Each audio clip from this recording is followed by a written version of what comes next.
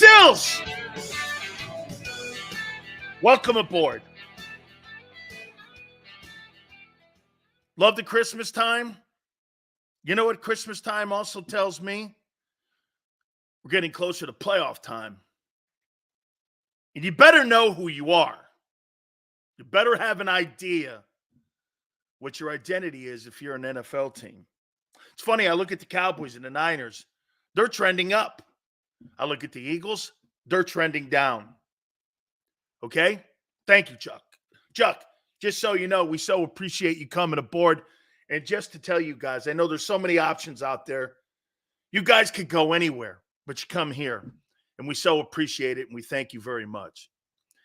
Okay, let the gaslighting begin. Okay, I will. Okay, LJ, follow along with me here. I heard something Tone said earlier on Sports Take. By the way, I love all our shows on JAKIB Sports. It's a great channel. It's the best channel in Philly. It is absolutely. I mean, without a doubt.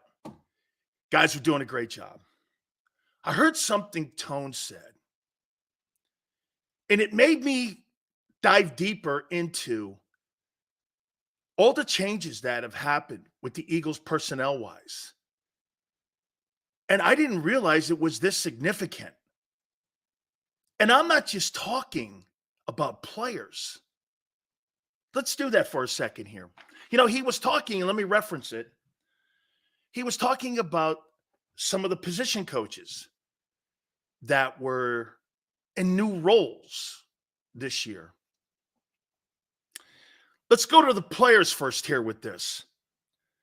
The replacing of the linebackers, pretty much outside of Hassan Reddick, has been the entire room. The replacing of Gardner Johnson, Epps, Hargrave, Sayamalu, Sanders. I mean, personnel, we've hammered this enough. Okay? Well, let me throw this at you here. You're right. It's easy to go to the low-hanging fruit when you're talking about the coordinators. But I looked at the Eagles coaching staff for 2023, and I took the quality control coaches that were at the bottom of the pecking order. I took them out of this conversation for a second. Now, mind you, you have to understand that's not a dismissive position any longer. Many head coaches come out of that department. Why? Because organizations hire them. Okay? Organizations hire the quality control. Head coaches don't hire pretty much the quality control guys. They're more working with the analytics people. They're the people that break down the game film. So nowadays, back then it used to be the coffee coaches, where you just got your coach's coffee. Now it's Brandon Staley, Nick Sirianni, Shane Steichen. Go down the list of all these coaches that you see in the league today. They were all quality control. John Gruden came out of that. It's becoming more of an important role. But we're going to exclude that. So I counted about 22 coaches that are in the Eagle coaching staff and working for Nick Sirianni. How many coaches do you think this year the front office has changed out of those 22 coaches, and put them in first-year roles with the Eagle coaching staff? How many of those guys out of the 22? What would you say?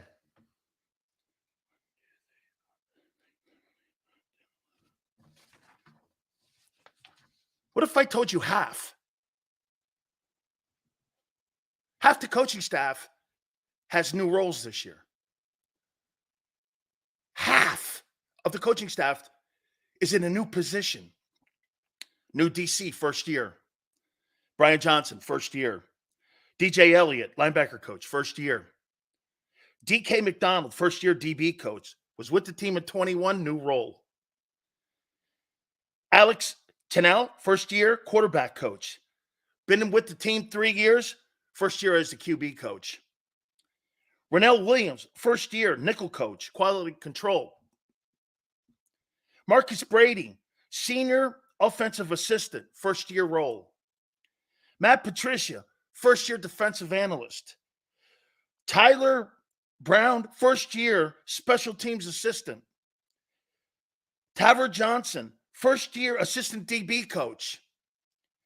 TJ Pagnetti, first-year running game coach, assistant coach to the running game.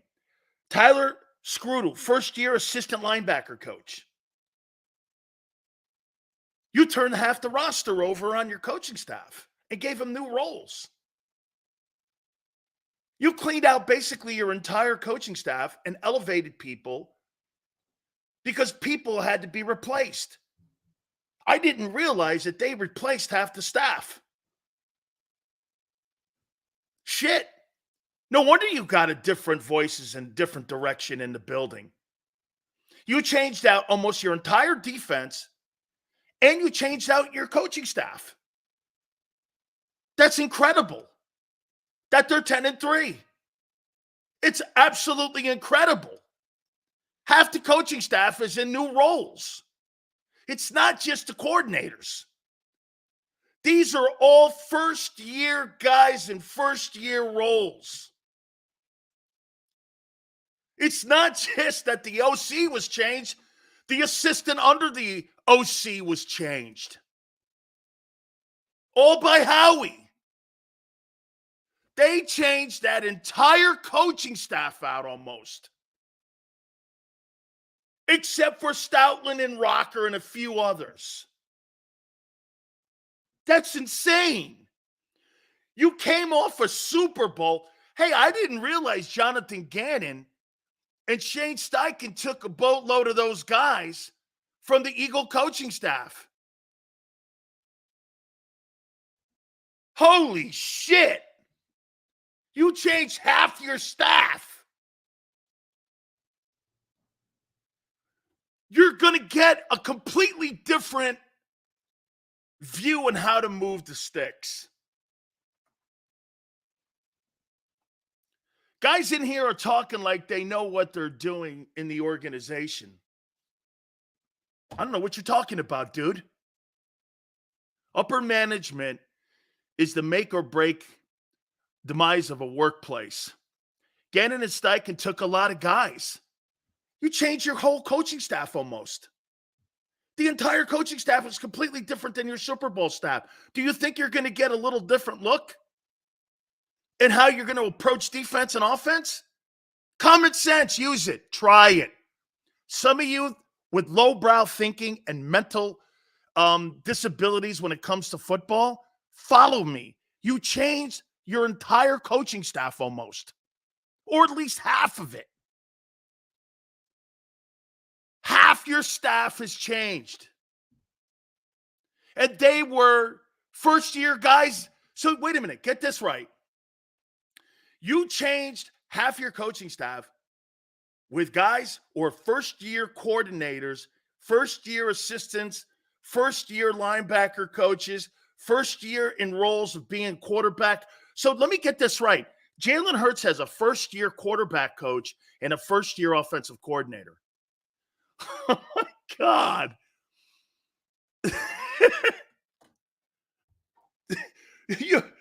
You might as well have hired a high school coach to coach a kid.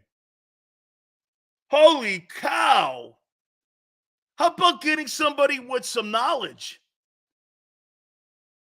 Look at what, hey, even they bring in Matt Nagy, a former NFL head coach in Kansas City, to be behind Andy Reid.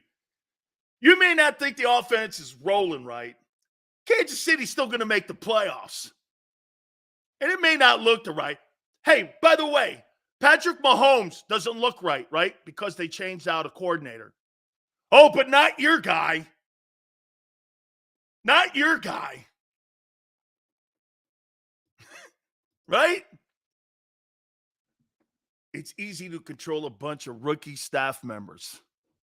That's what Tone's saying. Holy shit. This is worse than I thought. Worse than I thought. Man, what an absolute monster control freak Howie Roseman is.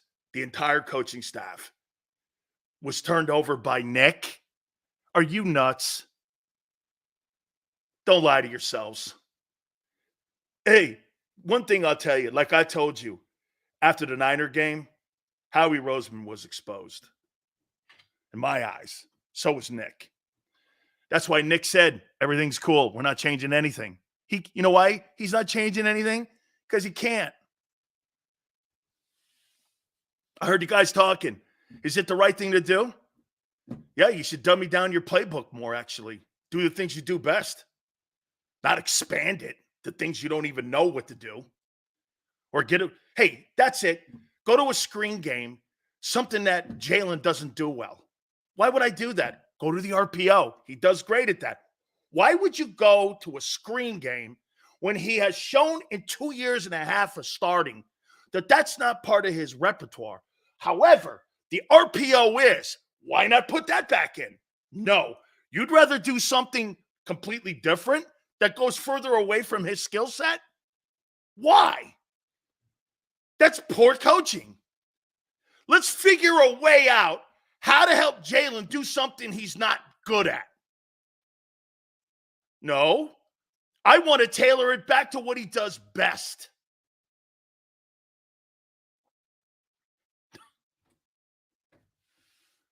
You hear the guys on IP talking all the time. Hey, we got to see more of this and more of that. No, you don't. You got to see more of what they do best. When you're struggling, you don't start coming up with shit out of the sky to go, hey, let's try this. Hey, let's try that. Hey, let's try this. Can the kid do it? Oh, I don't know. Dude, you don't put a game plan together when it comes to theory on whether or not you think a guy's skill set fits that. You tailor-make the offense. That's what Shane Steichen was great at. He wasn't going to put a system together. Hey, and by the way, I now look at Shane Steichen last year when he had to put Gardner Minshew in the starting lineup. You know what he said? He went like this, fuck it, I'm not changing the system because I don't want to change the system for one guy who's going to only be there for 2 days. And that's why the guy didn't look very good in those games. But when he got to Indianapolis, he changed it because he knew he had to use him because Anthony Richardson got hurt. Actually, it's smart. He didn't want to deviate off the game plan. That's why we kept saying, why is he running RPOs with Gardner Minshew? We can't jump over a quarter. Now I know why. He was just a Band-Aid until Jalen came back. Steichen was right not to change it. He goes, hey, man, 2 games. We got the lead. We're going to win the home field advantage. We're going to win the NFC East. I'm not changing that offense up for 8 quarters. We're not doing that. Okay? Philly 500, what are you doing, brother? I appreciate you coming in, man. You changed out 12. Let me count it again. 1, 2, 3, 4, 5, 6, 7, 8, 9, 10, 11, 12. 12 of the 22 guys. Over half your staff this past offseason. And your coordinators. And you don't think you're going to tumble a little bit through the season. I'll tell you this. I'm stunned. They're 10-3. That is the hardest 10-3 I've ever seen a team fight for. I have never seen anything that was so hard to fight for than that 10-3. I'll tell you this. You know why it doesn't? It's a 10-3 record. You know what it feels like? That thing feels like an 8-5 record. It feels like 8-5. They have fought and fought. It's to the character of the men and to Jalen. Okay? Honestly, LJ goes, winning teams lose coaches. Half the roster of coaches. They got first-year guys in new roles in 12 spots on the coaching staff. Who hired them? Who hired them? Who hired those 12 guys? You want to know something? Most of them were hired from within. And they all come from the quality control department, which is a department that works side by side with the analytics guys. Do you know what a quality control coach does? He breaks film down. He takes the intel that the analytics department gives him, and that quality control coach gives it to the defense or offensive coordinator, who then break it down themselves with position coaches, then pass it to the players. That's the chain of command. Do you know? That's why many of the coaches in the NFL today come out of that department.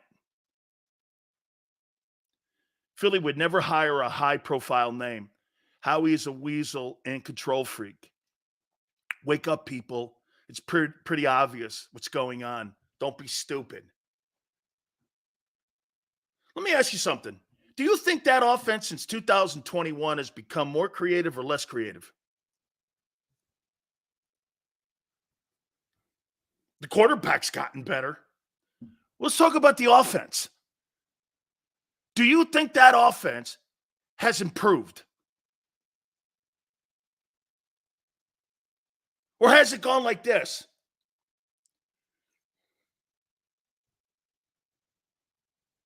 Has it gone like this?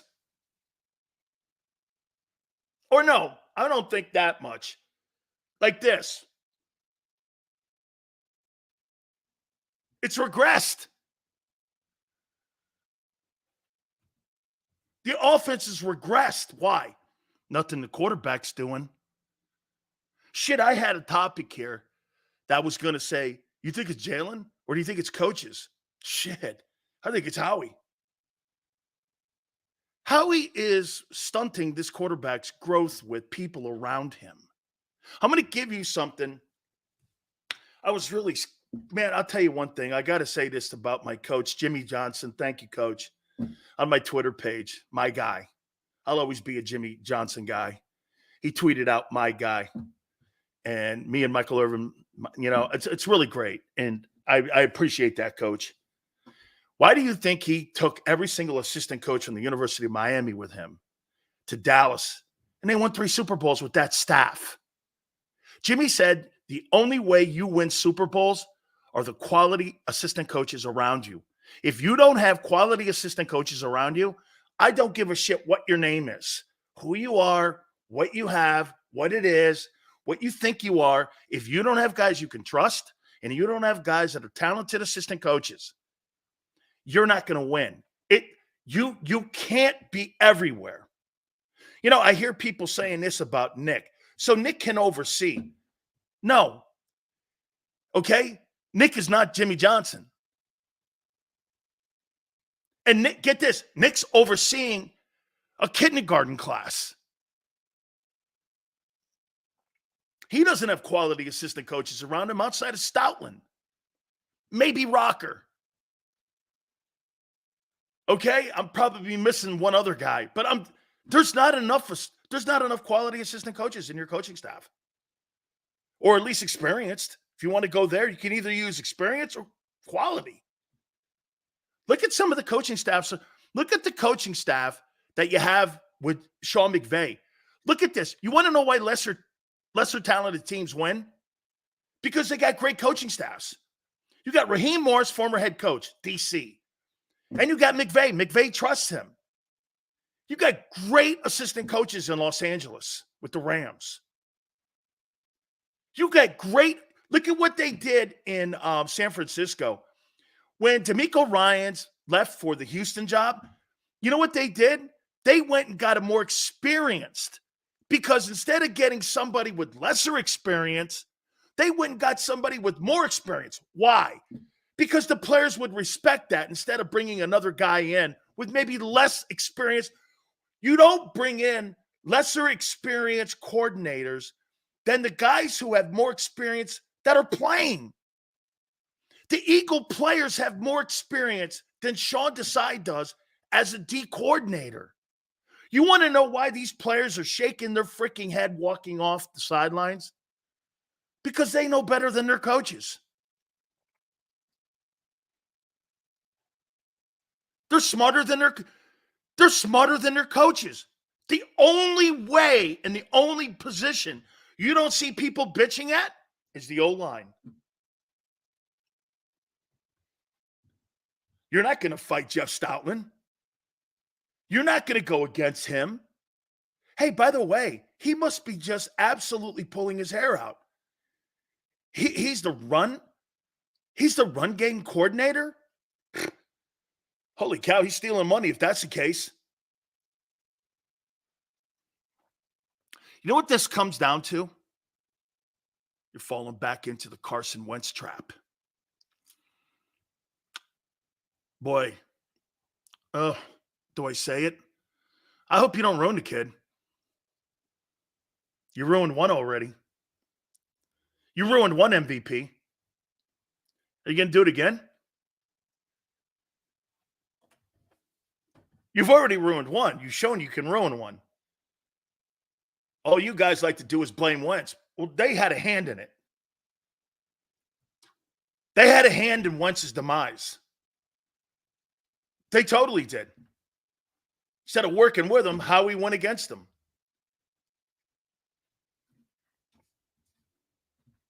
Bringing in shittier coaches, not making any move. I asked Tone to look up the transactions in Doug Peterson's last year. He made like 2. He didn't want Doug to win. He already had it preconceived in his mind he was going to make a move, or he was going to battle for the move, and he was going to gamble, Doug or me. Owner went with the guy who handles the cash.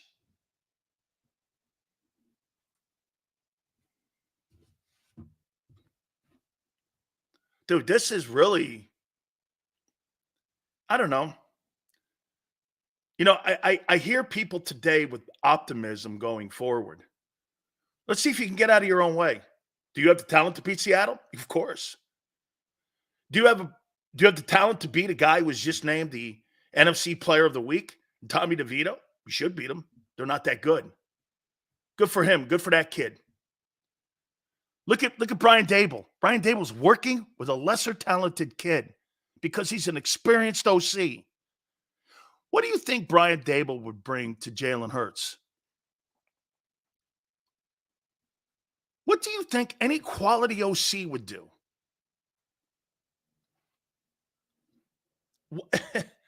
You changed half your coaching staff out. Half your coaching staff, over half.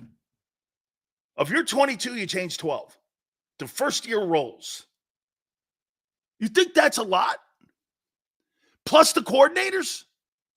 And you hire first-year guys for a $50 million quarterback.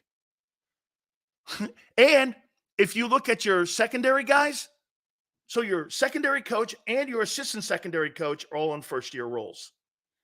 And you're paying the corners $30 million.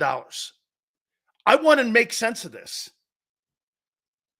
I want to make sense of this. How can I make sense of this?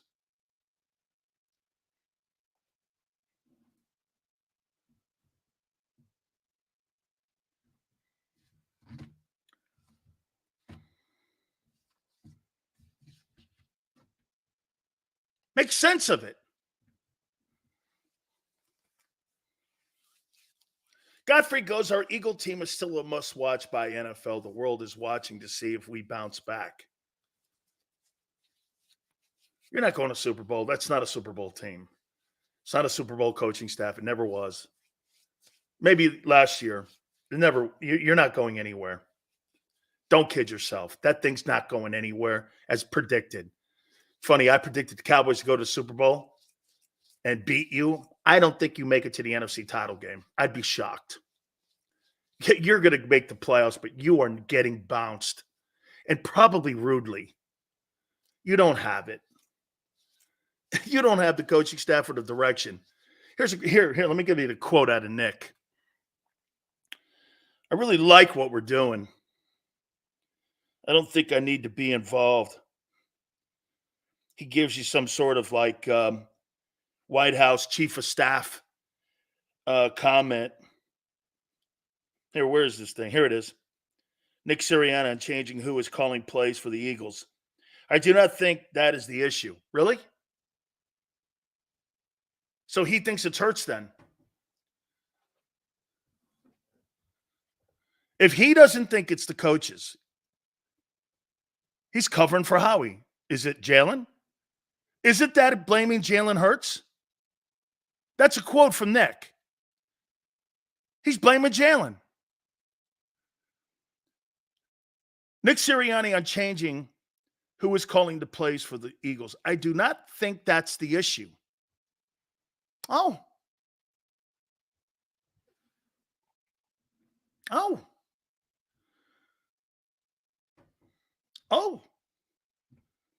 I think Brian Johnson's doing a good job. I need to be able to manage the game the way I see fit. 2-5? Dude, where are you going with that mentality when you know what the result was? So somehow you think Nick Sirianni became a better play caller?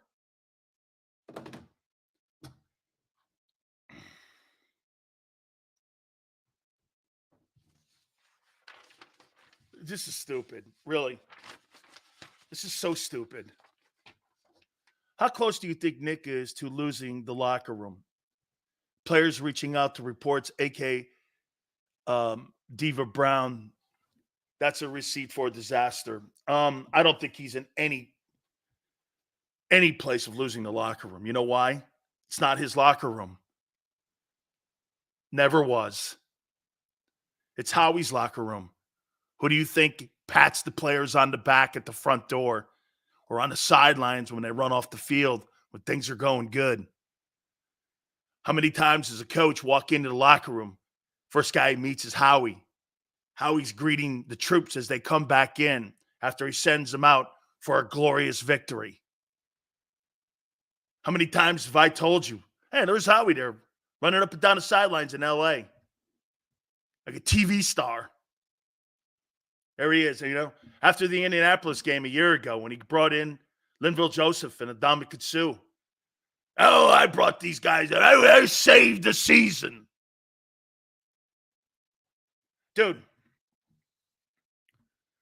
your quarterback is, you know what? Your quarterback is better than I think he is. He is. This is kudos to him. He's better than I think he is. Hey, 5-star goes, if we bring back the RPO, you'll eat your words. Okay. Amen. Yes. Sure. I'll eat crow. Absolutely 5-star. If you bring the RPO back, absolutely. That's what I paid $50 million for. Yes. You ain't, though. You ain't got to worry about it. I think they're trying to make, hey, you see, you got something. You know what they did? They sped up the development of Hurts hastily like they did with Wentz. First, they sped it up with the money. Then they sped it up with the lack of coordinators. Then they tried changing him. Dude, they're repeating themselves with what they did with Wentz. The only difference is that Hurts has metal. Now, I'm going to get to Jalen in a minute here. Okay? Jalen has metal. He's not going to melt down. They basically wore a weak-minded Wentz out. They destroyed that guy by not putting people around him that were quality and good enough. Dude, the worst thing that would have ever happened to Doug Peterson would have been if he won another Super Bowl. Because then Howie would have been fired.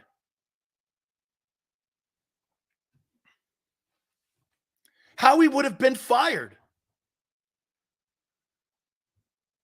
He's not a great drafter. So let me get this right. And Howie Roseman's 23 years in the organization. Devontae, Carter, Hurts.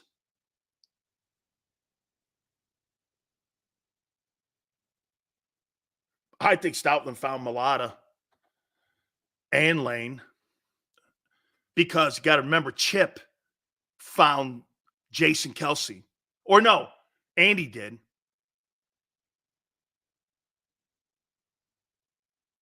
Huh.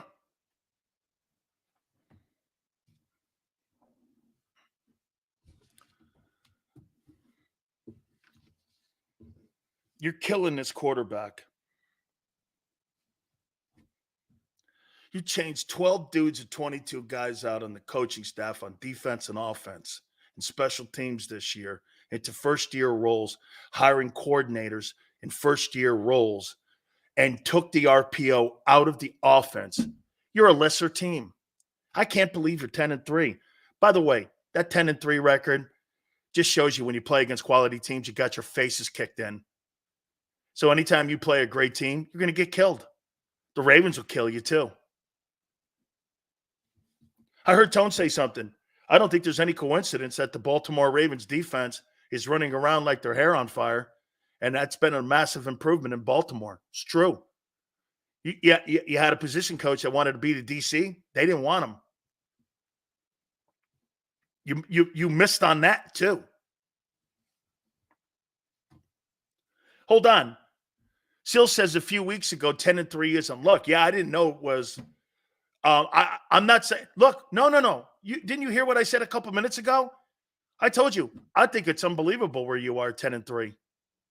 I think it's unbelievable how you have fought and how you have grinded to get to 10-3. Feels like an 8-5 team. It's incredible. You look like an 8-5 team. How come the Cowboys are trending up and you're trending down? It's week 15. We haven't played our best ball. Our offense is going to get better. No, it's not. It can't. You know why? You don't have the creativity nor the mental capacity to improve that football team. You have nothing. The coaches aren't going to save you. Now, this brings me to Hurts.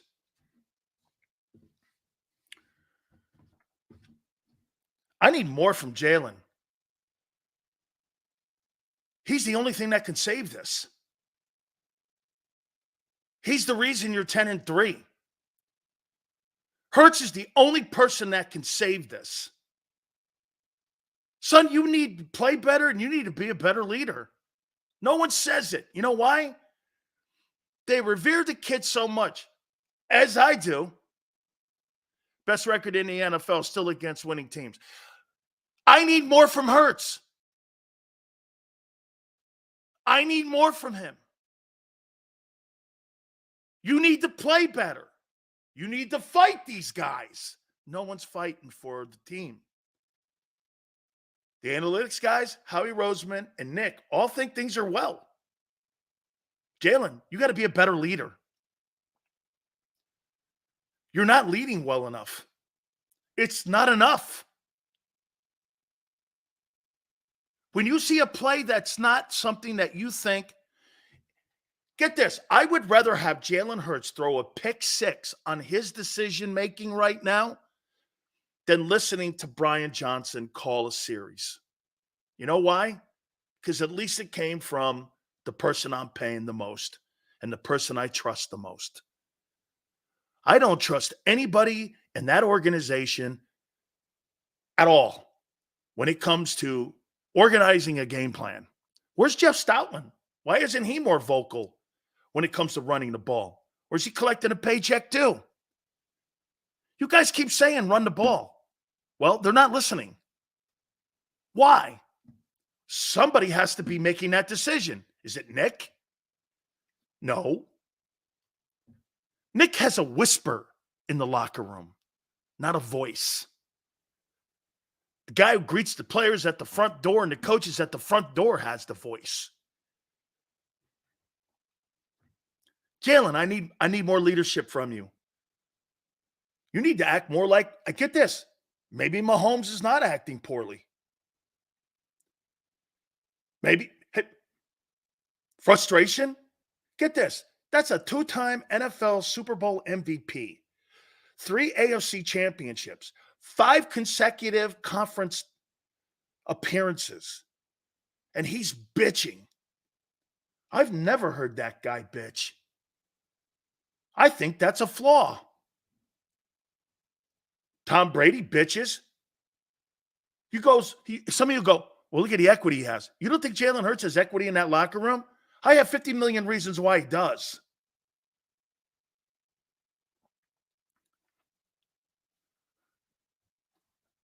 Dude, how come every time I see scenes when he walks off the field, Hurts has more confidence than your head coach? Don't you feel that? When you watch Hurts walk off the field in a good moment or bad moment, how come I feel he has more confidence? Would it be safe to say experienced coaches don't want to work with Howie, so he has no chance but to roll the dice on inexperienced coaches? No, that's an organizational design. By the way, you bring up a good point, Des. That's by design in many places. But let me show you the one thing that Jerry Jones did. Jerry Jones didn't give a shit about any of that. He hired the most experienced coach he could find who handled. You know what makes Mike McCarthy a better coach than many people give him credit for? Because Aaron Rodgers took a shit on him, and now we found out Rodgers is wrong. He is a good play caller. Mike McCarthy has coached the Green Bay Packers and the Dallas Cowboys, 2 heritage franchises in pro football.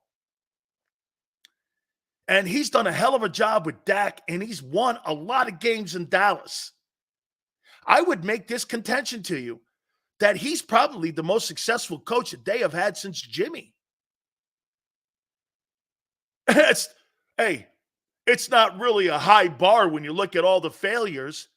Parcells did a nice job. I think he's doing a better job than Parcells. You don't want to hear that. That's too bad. I'd rather have Mike McCarthy than Nick Sirianni as my coach. At least the guy's done something. Coached Brett Favre, and he's coached Aaron Rodgers and Dak. And won a Super Bowl. I mean, Nick Sirianni. I hear guys in our own network. He's a far better coach than Mike McCarthy. With what resume are you matching that up with? Seriously, man. What are you talking about? Shit, the guy with the Rams is better.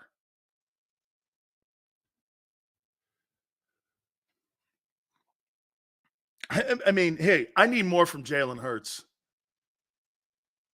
He needs to be more of a leader, a vocal one. Make your voice heard. No, I'm not doing that. Everything goes along. It's like a go-along organization. Coach makes the play, player plays the play. No wonder he walks over to the sideline shaking his head going, this thing ain't working here like this. It's just not working. You're running the RPO 50 times less than you did a year ago at this point. You know that? You're going to run less than 100 RPOs this year. And last year you ran 150. So you took those dynamic 50 plays out of Jalen Hurts' talent bag, and you don't think one of those plays of 50 plays could be the difference in blowouts, wins, changing direction in a series? Really?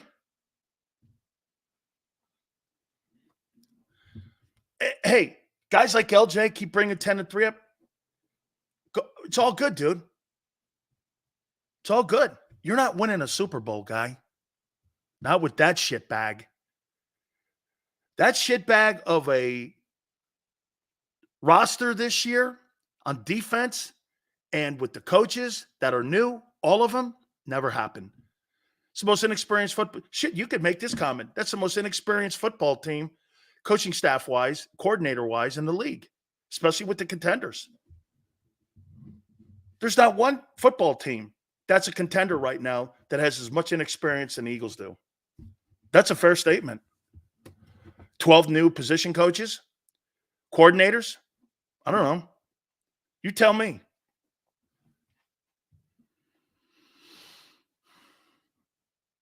That's what I said to you a few weeks ago, Sills. I said, when is he going to speak up? He doesn't give a shit how much he's making. He wants to win. Joseph, look, man, it's hard to change a guy's makeup, and I get it. It's hard to change a guy's makeup into being like a rah-rah guy. Well, dude, man, you got to be more involved. If you see something, how many times have you seen so Jalen Hurts is sitting back here. Here's a prime example of what they're doing to him and stunting his growth. Hurts is still struggling reading secondaries. That guy is not progressively getting better at reading defenses. The one thing that he used to have the ability of was the RPO. Why would you take that away and go to something that he struggled with and why he had his job taken away from him in Alabama? And you sped the process up. Shit, Patrick Mahomes to this day says that he's still learning how to read defenses. Tom Brady said the reason that he studied so much, that he studied so much is because you never get tired and you never get done learning how to read defenses. Because you know why? Coordinators come up with new schemes on how to stop you every freaking game. Not every year, every game. Did you hear one of the things that Sean Desai said that Dan Quinn, you know who Dan Quinn is? He was part of the people that built the Legion of Doom in Seattle. You understand that? So you may think he's a shitty head coach. There's no coincidence that the Legion of Boom, he won a Super Bowl up there in Seattle as the DC. You forget that, right? And let's not forget, he did take a team to the Super Bowl. Like your boy Nick did. Hey, did you hear what Desai said at his press? I listened to it live. You hear what he said? Yeah, man. The Cowboy guys came out of their trends.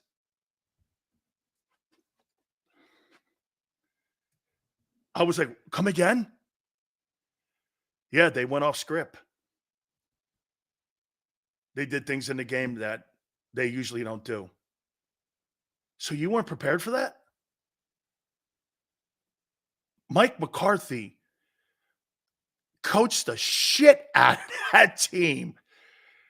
And, you know, hey, Seals, we would both get fired in less than a week if we, yeah, that's right, Q. Hey, you know when Tone said this? I heard this from Desai's mouth himself today at his presser.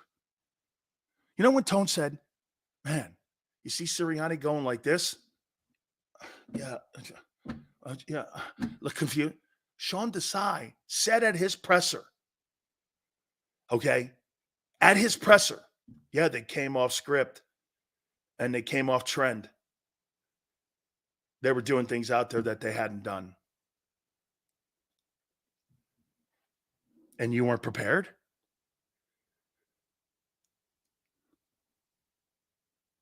Right from the guy's mouth.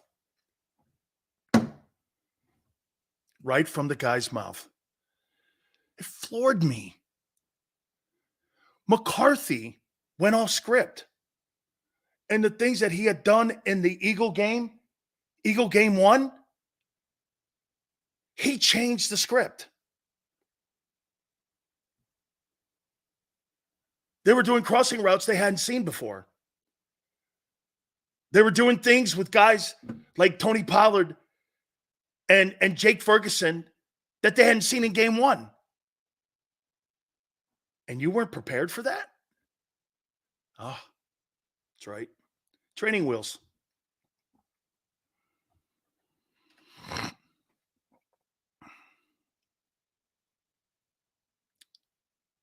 Sean Desai admitted basically that Mike McCarthy completely outcoached him.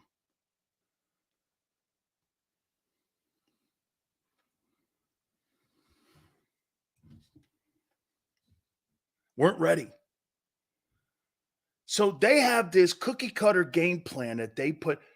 This totally makes so much more sense. They have this cookie cutter game plan that they put together on a Saturday.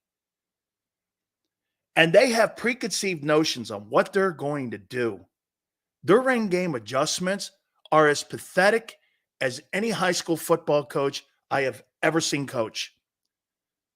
You walk into a game with the first script at 22, and after that, the rest of the game is adjustments. That's why you see a play sheet.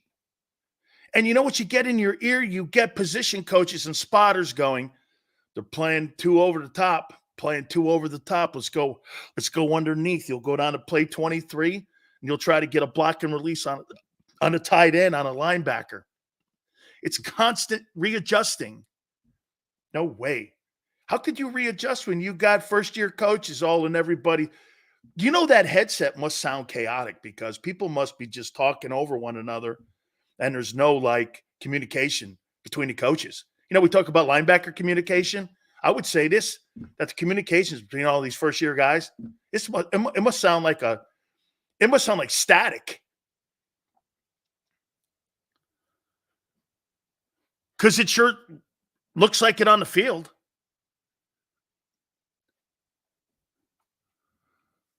What about the wide open receivers we're not throwing to all day? Charlie, here's what I'm saying to you.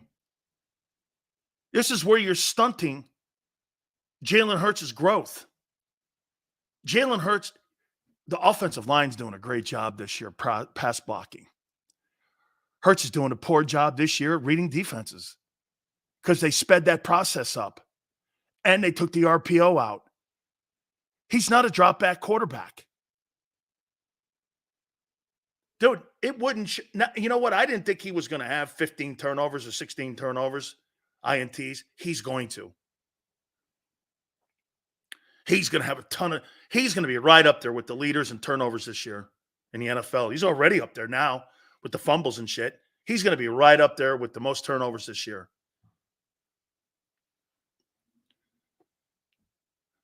You could alleviate this by putting back the number one thing that made the offense run. You know, I wonder if this is an owner's thing. Because you know that the owner wants to have a big-time passing offense, and he wants the whole thing to look like the rest of the league and catch it. And they're right to think that, because you know why? You want to take advantage of all the rules that are in the NFL today. You totally want to take advantage of that.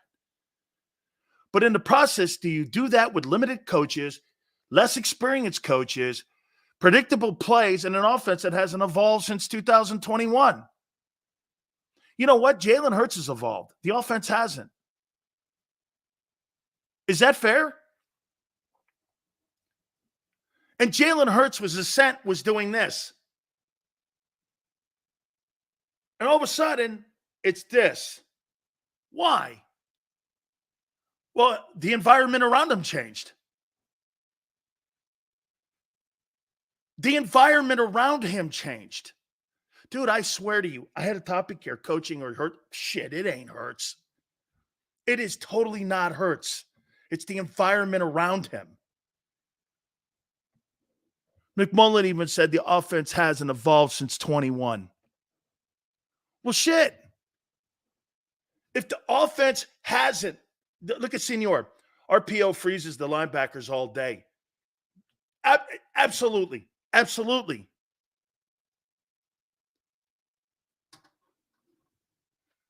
Absolutely. Hey, Senor, do you agree with me? Last year, Jalen Hurts single-handedly shut down, not even with a great game, but he single-handedly shut down the 49er linebackers. Do you agree with that, Senor? Look at what he did to Greenlaw and Fred Warner, the two best dynamic duo linebackers in the NFL. Okay?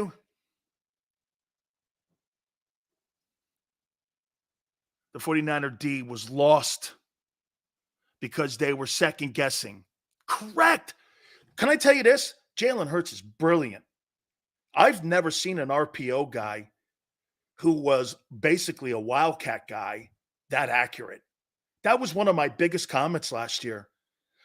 That is the guy everyone envisioned 10 years ago when they brought in the wildcat.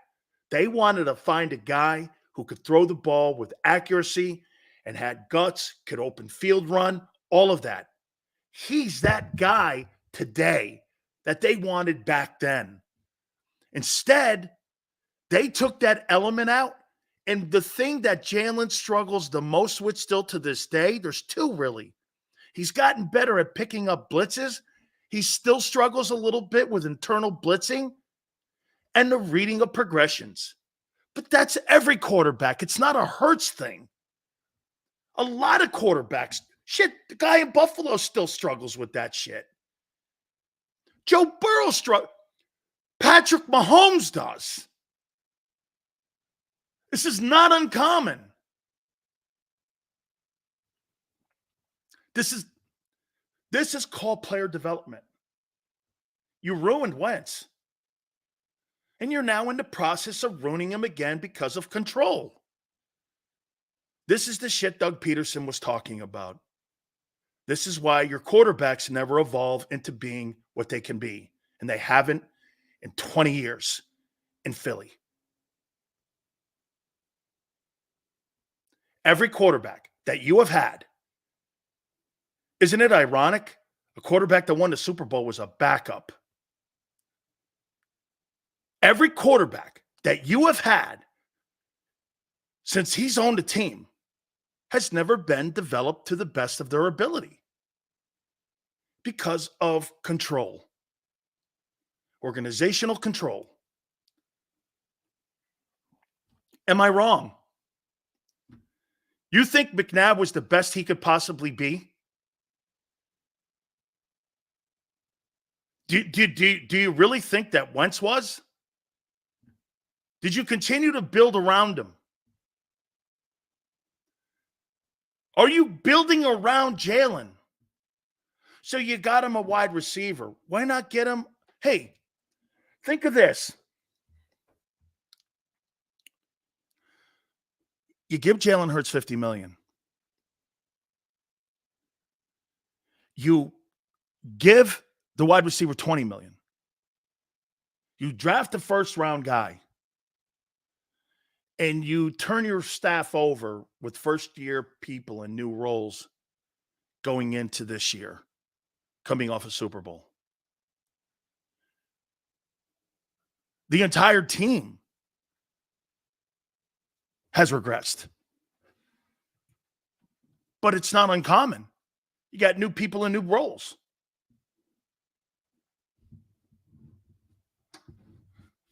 Get this. I just looked it up on the internet like you guys did. This is not an epiphany. I heard Tone say something about the DB coach, and I said, you know what? Let me expand on that and see how many coaches they actually did change out and put in first-year roles. They put 12 of the 22 up.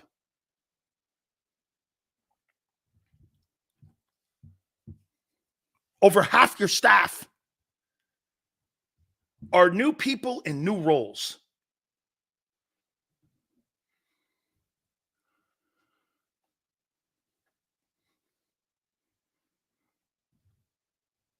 I mean, you pay a guy $50 million and you surround him with Howie's. And by the way, just so you know, when I say to you about the analytics department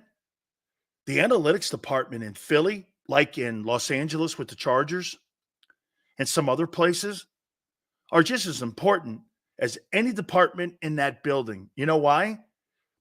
Jeffrey Lurie and Howie hire those guys. Nick didn't hire the quality control guys. Those are the people that work with the analytics people. I'd say to you, the brand new head football coaches that we see in the NFL today come out of that department because they know how to work with analytics. And that's where you get your game plan from, is from the quality control guys. They hand you the information. They break everything down for you. You show them on film. You cut the film up.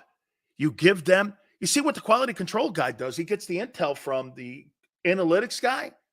He'll go in there and he'll get the game film of the teams that you're going to play, and he'll put them on a DVD or whatever it is, and they'll put it in. They'll have 20 plays of that play, and the coaches will make their game plan off that. Frank Reich told you that's exactly how it goes. And so you go from what that department and the front office say on building your game plan. This is where I think Jalen would be. The percentages are saying this on 3rd and 6. If Jalen throws here, they're trying. This is why when you build a game plan like they build a game plan, it's preconceived on Saturday because they're going with the numbers. They play a percentage game. That's why the defense plays a percentage zone defense. Dude, I think one of the most embarrassing things I've ever seen that the Eagles had this year was when Josh Allen was exposing the defense on every play. When he was running that guy in motion and your guy stopped, a high school guy could figure that out. Anybody could. It's so unbelievably easy to read your defense and offense. There's no creativity on offense, and defense, you're about as predictable as you can get. And when you put lesser talent out there and lesser experienced coaches, that's why you're last in the NFL in every department on your defense. Last in points almost, third down. Every quarterback that is anything worth the shit has like career games versus you. You're not going to beat anybody in the playoffs like that. And your team's gotten worse. You know, supposedly you're supposed to be going like this as we get to the playoffs. You're going like this. You know that peaking too early? Hey, you 10-3 guys? I think you peaked too early. Dude, there's no way in hell I think you're going up to Seattle and that thing's going to be some sort of like 10-point win. I'm not sure yet. I'm just not sure. I'm just not sure yet. I'm just not. I don't know. Especially when you hear your head coach and then you hear Desai say this. Again, I have to reiterate. Hey, senor, I have to reiterate. Yeah. Go back and watch it on Eagles Twitter. Sean Desai's press conference. You'll hear him say, yeah, they came off script. They came off tendency. And I was like, come again? Mike McCarthy changed the looks of the routes up from the previous game, and that confused them? You play in the NFL. You're supposed to recognize that shit as a player and coordinator and assistants. No wonder they didn't know what they were doing. And it looked like they didn't know where they were lined up. Guys were chasing. Guys were playing behind the ball. Hey, senor, you heard that comment, didn't you? Tell me, hey, senor, tell me that didn't shock you when he admitted that. And people in the press room didn't press him on the question to follow up. So wait a minute. Mike McCarthy gave you guys a different look and you couldn't adjust? Or what would have been the reasoning for that? You don't ask very hard questions at those press conferences. You just don't. That's why Bill Belichick, by the way, doesn't have his assistant coaches ever do press conferences in New England. That's got to be one of the only places I've ever seen that like coordinators do press conferences. I don't want those guys talking. They make the Vols something like that.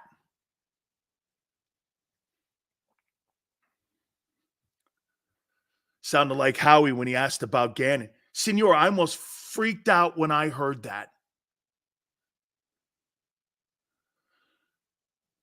Hey, big rhythm. No, I don't think those 10 wins are lucky. Okay? I don't. I think you gutted those 10 wins out. You totally did. But now you're predictable. The league's figured it out. Don't you get this? Those 10 wins, they went like this. This is what it's taken and how long it's taken. Hey, Tone, what was the first game that Nick Sirianni, what was the first game? What was the date of the first game that they played? How about we just do this? September 21. It's taken them, the league, from September of 21 until the first week of December to figure you out. And now the league knows who you are. They know where you're going to line up. They know you play zone. They know you're not going to play press. They know you're not going to be creative on offense. You're going to stay within your system. You're going to stay within your analytics. And you're not really going to deviate. And if you get any kind of injuries, guess what? You're going to look like you did against Dallas and San Francisco. That's your identity. That's totally your identity. They figured it out. Remember a couple years ago when the Steelers started out 11-0? Remember that? I kept doing this to people in Pittsburgh. That team ain't that good. That team's not that good. They're going to figure you out. And they did. They were like, it was like a dog shit record.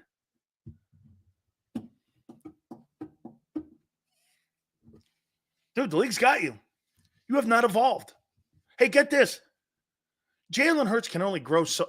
That's probably an even better one here. Jalen Hurts can only grow so much without proper help around him.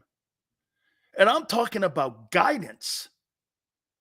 Dude, I was 150%. John McMullen was right. He was dead on right.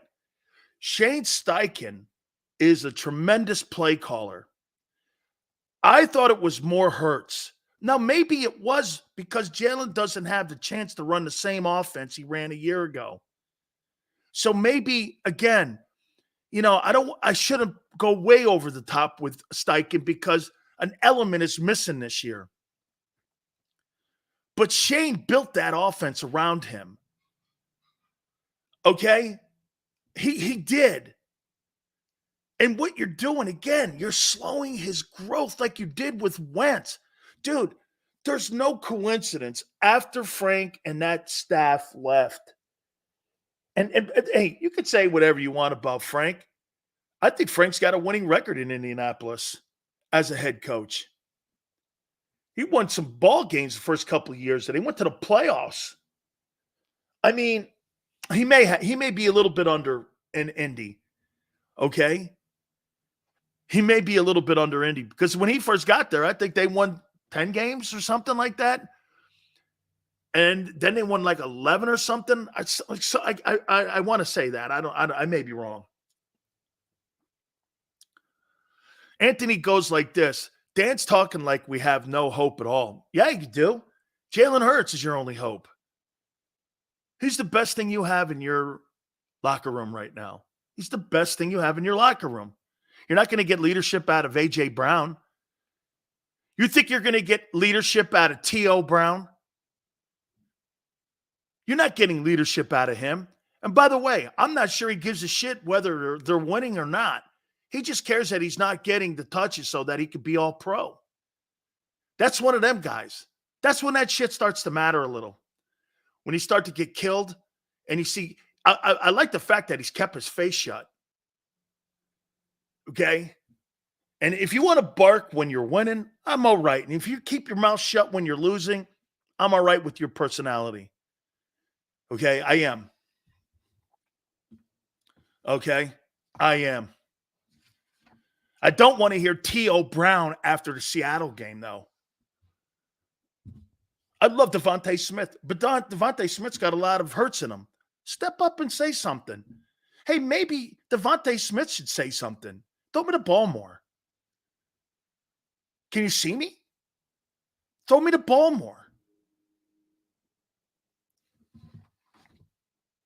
Hurts is not enough of a leader. And times, hey, you know what I love about this moment here? It's a seminal moment for Nick. Nick's either going to be on the hot seat next year or he's going to have a long, successful career in Philly.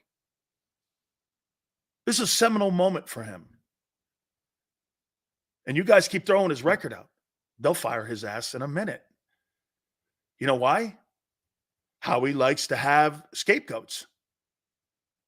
That's why you hire inexperienced people. You're not firing Sean Payton like that. I mean, Mickey Loomis is not walking down on the sidelines and firing Sean Payton when he was in New Orleans. This has nothing to do with Hurts. This has everything to do with what they're doing upstairs and in the coaching room, or not doing. You change out all those faces and you expected to have the same it's remarkable. Kudos to Hurts.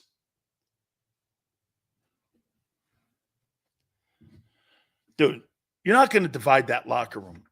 Losing the locker room, that's not what that place is. Okay?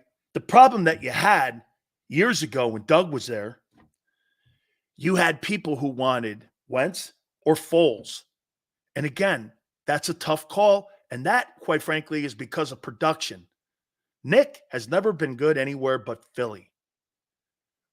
And I say this to you. I think Nick Foles, he got coached in Chicago by Doug Marrone in Jacksonville. And then he went back to Indianapolis. And quite frankly, he's a beaten man. Where are you getting good coaching? In Chicago. What quarterback in the last century has played well in Chicago? What quarterback before Trevor Lawrence was playing great in Jacksonville? Sometimes Blake Bortles? Mark Brunell back in the 90s? Where are you getting that from? He chased a bag of money, which is cool. Okay?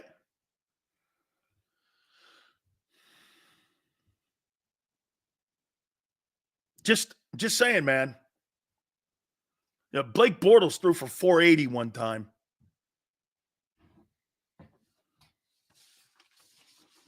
All right, I want to talk a little bit about Seattle. Also, I want to take a look at the playoff race. I didn't do the MVP, and I want to show you, quite frankly, what the media thinks of your guy right now when it comes to the top quarterbacks in the National Football League. Don't forget, by the way, we really appreciate you guys being part of our giveaway with our friends at Hooters. All you have to do is send us your information. Tone's throwing a code word around. You put that code word on an email, send us your information to dansilioshow@gmail.com, and you can hear your name called on a Football Monday. And we're giving away tickets, merchandise, all kinds of great stuff like we did when we were at our remote in King of Prussia this past Saturday. So we appreciate everyone coming by.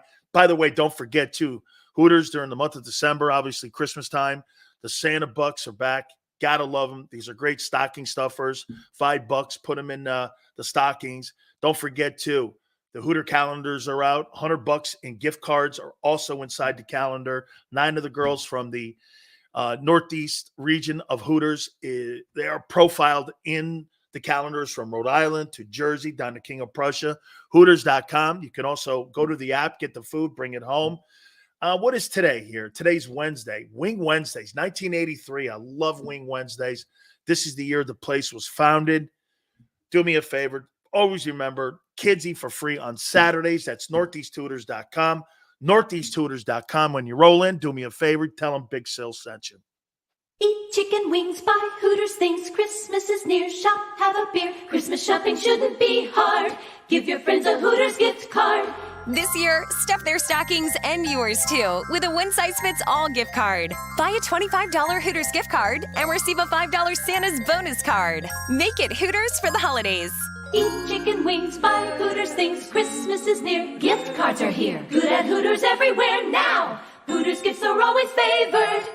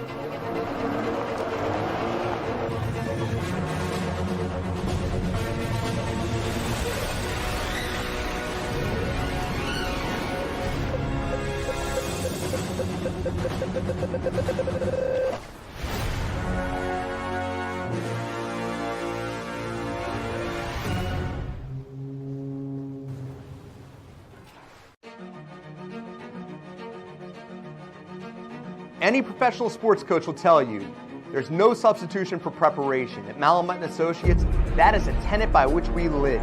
We prepare from day one for victory. Anything less is not acceptable. Underdog Fantasy has a way for you to play alongside your favorite football team all season long with their Fantasy Pick'em game. You pick between 2 to 5 players, select whether they'll go higher or lower on one of their stats, then do what you usually do on a Sunday, watch the games. You can win up to 20 times your money in a single game by going 5 for 5. It's a fantasy game, and the Sports Betting Show wants you to get involved. Go to UnderdogFantasy.com. When you sign up, use the promo code WIN, and Underdog will double your first deposit up to $100. That's UnderdogFantasy.com. Use the promo code WIN.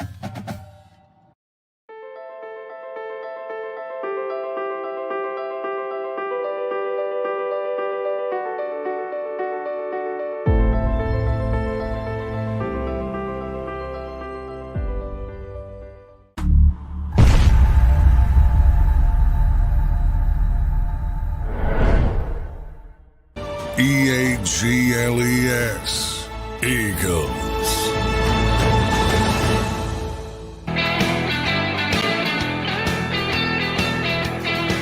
Big show. My friend Tone will join us at the bottom of the hour for the segment. We appreciate that too. I've had back and forths with Tom Curran from Boston numerous times. I can't stand the guy. He and I do not like one another. I think the guy's a bullshit artist. And I have no respect for him. And for him to go out and say that Belichick, the decision has been made in week 10, it's a lie. You have to understand something about the Patriots. They are as secretive as any organized crime family in history. It's not true. Now, Belichick may request, he just signed a contract extension for 3 years. Who would he tell that to? You have to understand something about the Crafts. They don't talk to media people like that. They don't have moles. That thing is buttoned up like you wouldn't believe. The head coach is telling people, we're on to Kansas City. We're on to Kansas City. Nobody says anything. Bob Kraft is not talking to anybody at the owners' meetings. It's by design. Doesn't want anybody coming up with narratives that aren't true. They made that up, hoping it lands. And if there's going to be a variation, you know what will happen? The idiotic people in my industry will cover for Tom Curran, say, see, I told you. Could be a trade. It could be Bill's decision. They're going to put it in Bill's hands first. Bill, what do you want to do? I believe that. But those are going to be all private conversations. Okay? Anonymous source. You know, I hate people who put anonymous source out there when they're pretending to be reporters. I'm not a reporter. I'm not a journalist. That's why when I say I talk to my friend, okay, I'm not coming from as a reporter or a journalist. I'm not at all, nor do I want to be. Okay? And when you can't put your name on something and you say some shit like that, come on, dog.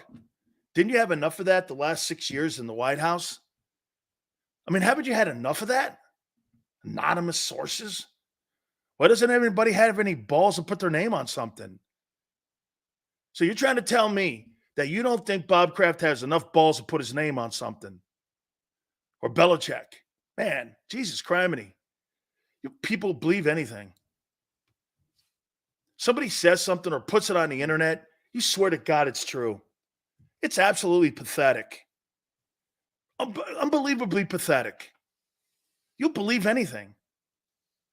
Anything. Because you know why? It's a way to see what's happened with Belichick. He stayed too long. Here's what's happened. If you stay too long, you're going to be vilified in the end. You're just going to be. They're going to rip apart your resume. They're going to tell you it was all Brady. They're going to tell you you're never the coach you were. They're going to do all the shit, the so-called cheating and all that. They're going to try to rip you to pieces because you stayed too long. Bill should have won a Super Bowl and bowed out. He had nothing else to prove. He's there too long. He should have just left. Okay? Dan, he's getting fired. They have 3 wins. Oh, you must have forgot those 6 Super Bowls he brought them. In the most historic run in the history of the National Football League in 110 years. Oh, I see. So the 3 wins versus the 6 Super Bowls and 9 appearances in the game itself. You equate 3 wins. How absolutely ridiculous. See, you have to remember something. ESPN and Wickersham had a story in a book years and years ago that Belichick would be the worst hire in the history of the NFL. ESPN had to eat crow, and they look like shit. So now they have a chance to pile in and pile on. And they are. That's what they do. Again, a guy who brought you more success than any franchise in pro football history in one coaching era. And that's what you say? Well, fire him because he's got 3 wins.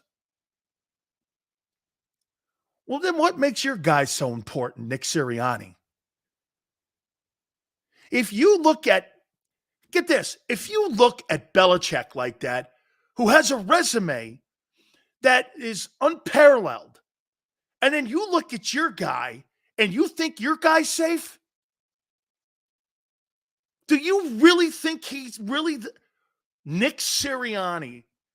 Some of you probably think he's a better coach than Belichick. Even though he's coached the 2 greatest players in the history of the sport at their respected sides of the football. Sirianni has a winning record. Sirianni's a puppet.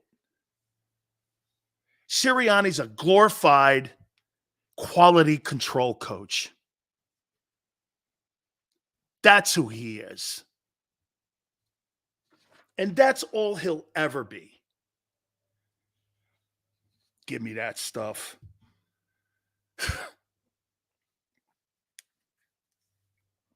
It's funny. Belichick doesn't know quarterbacks. So he drafted a guy, Jacoby Brissett, who went on to start. He drafted Matt Castle, who never started at USC, went on to win a division title in Kansas City as a starter, won 11 games in New England. Then he drafted Brady. He drafted Garoppolo, went to a Super Bowl. And he drafted Mac Jones, who was a starter. He's drafted 5 quarterbacks that were starters in this league. And only one was a first rounder. And one's the GOAT. How many quarterbacks have you drafted in your organization that have any of those qualities? Name me one coach that has hired that amount of quality quarterbacks or drafted 5 quarterbacks under one coach that had that much quality. Name me one. Not even Andy. So when you make those idiotic comments about Belichick, and the media right now, again, they're having a feeding frenzy. End of the day, people know what's up. Guy drafted the GOAT. Oh, he fell into him. Okay. Jalen Hurts fell into the Eagles in the second round. Okay. Montana fell into Bill Walsh's lap in San Francisco. Okay. Johnny Unitas fell into the Colts' lap in the 19th round. Okay. You win.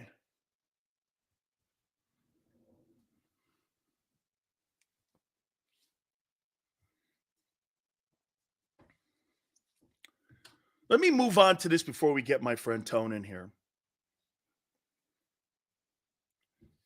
So I've been following this story, and the guy over on Crossing Broad gave me a ton of shit, telling me that I'm supporting a rapist.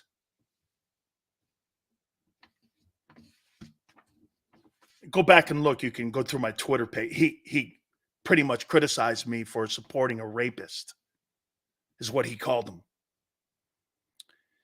I happen to know Matt Ariza because I covered San Diego State for Coach Long. Remember, the ones that made up the story are the ones that say Jalen is a bust. Gotcha, Dirty D. And I happen to know the attorneys that are involved in that case. I talked to the district attorney, too. We happen to know them very well. He was totally exonerated today. And which means he had nothing to do with it. But the media, and some go like this, why hasn't he gotten a call? After the job the media did on that guy, he was convicted in the court of public opinion. Don't you get it in today's society? Whether you're innocent or not has nothing to do with it. He was convicted in the court of public opinion. Public opinion, social media, has convicted that guy. He's guilty. In the eyes of social media and the public, even though he did nothing wrong. Theoretically, the media ruined his career like they ruined the Duke lacrosse team's lives. No apologies, no nothing. Took a guy's dream away from him over lies. You branded him a rapist. Even the 17-year-old is taking his name off. She's going after the other 4. You branded that guy a rapist. What team in their right mind is going to put a call in to somebody? And you know what people will say? Well, something has to be true to it because no one called them. That's another narrative.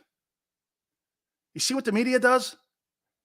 What they're doing is still feeding into the fact that, well, something maybe has to still be there when nothing's there. And when people say, hey, well,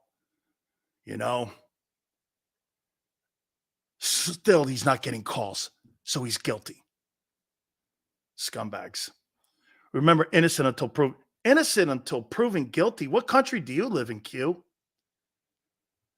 Innocent until proven guilty? Today's America, you're guilty till proven innocent. I kept hollering and I reposted it that Howie Roseman should go get him. And you know why he's important? And I happen to agree with people. I think he'll get a better opportunity because I know The Rock wants him on in the league, and I know that he'll get opportunities. He'll probably in the offseason have more people working him out now, and it'll be more open for that. That's a field That's a guy who changes the field on you. He is he is one of the greatest punters I've ever seen. And when you have a special teams guy like that, can you imagine you have the best field kicker in Philly and you had the best punter in the league? What that would do for your shitty defense and how that would help you? Think about that. You hired a lesser guy when you could have had the guy that could have changed field position to help your defense. Say you get 3 and outs. You know what Matt Arrizza does? He pops a 55-yarder off on you and sticks him back on the 2. You don't think that guy's important? Ask the Raiders back in the day how important Ray Guy was to the success that they had and why he's in the Hall of Fame when he was kicking 60-yarders and getting teams out of problems. Okay? When you've got, do you think your field goal kicker is important to your team's success in them? How many games do you think Josh Norman's won for you this year? How many games do you think he won for you? 3? 3? Would it be fair to say? Do you think your field goal kickers won you 3 ball games this year?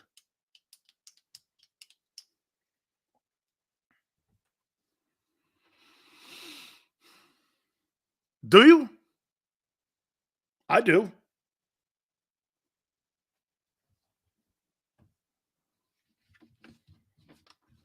I'd love to have the kid on my team. Elliot, thank you, my friend. I'm sorry.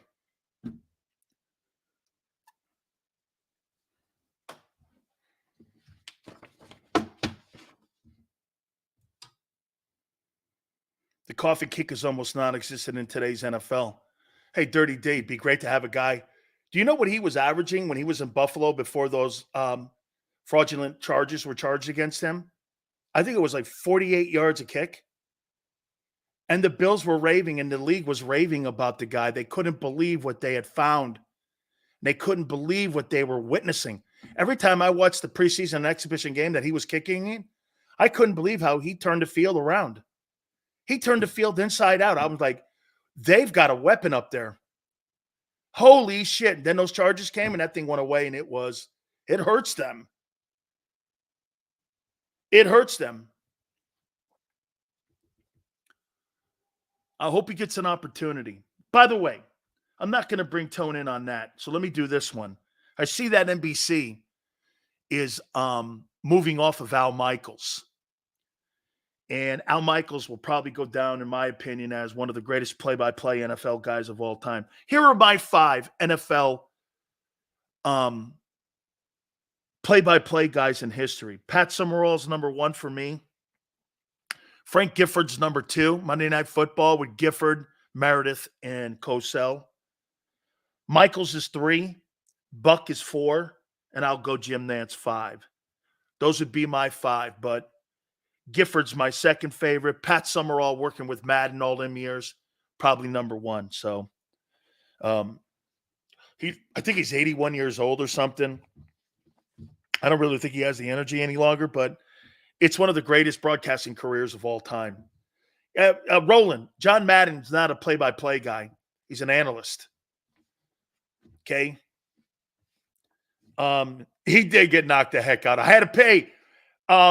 Steve, I had a picture over my my desk in my bedroom with concrete knocking Gifford out for 16 hours. And before I bring Tone on, I asked Bednarik what he said to him. And he went just like this to me. And Betty, excuse me. Tone, you'll like this. This was the 1960 championship game. Bednarik goes like this. This game is fucking over. Hey, man. That's one of the most iconic pictures. Used to be my screensaver. Then, believe it or not, my screensaver was Lindros getting knocked out on the Flyers logo by Scott Stevens. Do I still have that puck somewhere, man, from Stevens?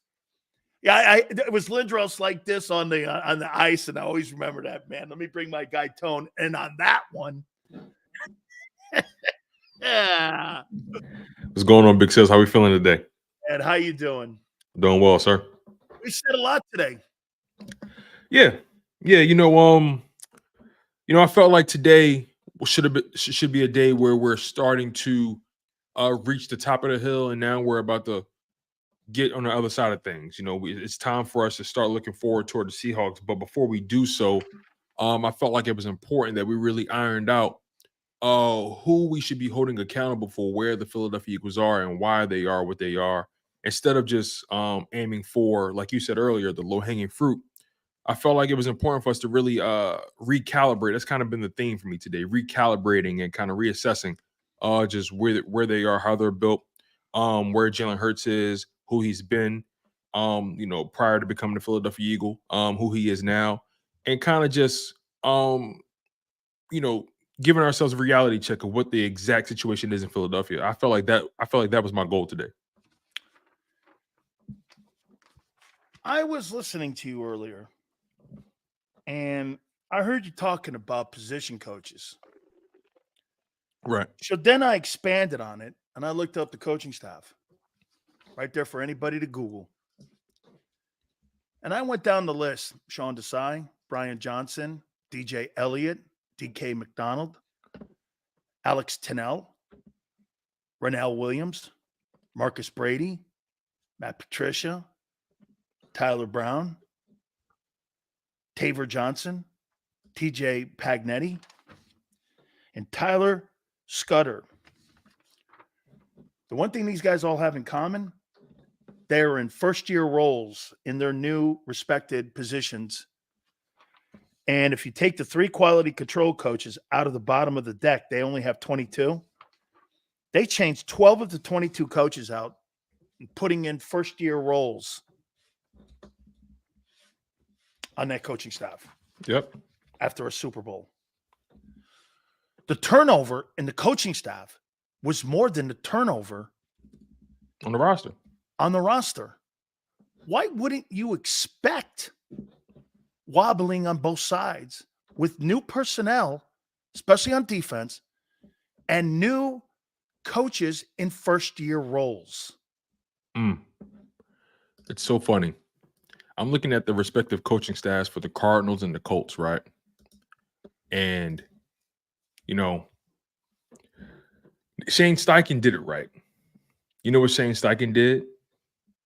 Knowing he was a new head coach, you know what he decided to do? He decided to bring in guys that have been there before. He decided to bring in guys and surround himself with experience. Let me just go through his coordinators. Let me just go through the coordinators. And you know what I love about the Colts coaching staff, not just the staff, but also what I like about their staff website.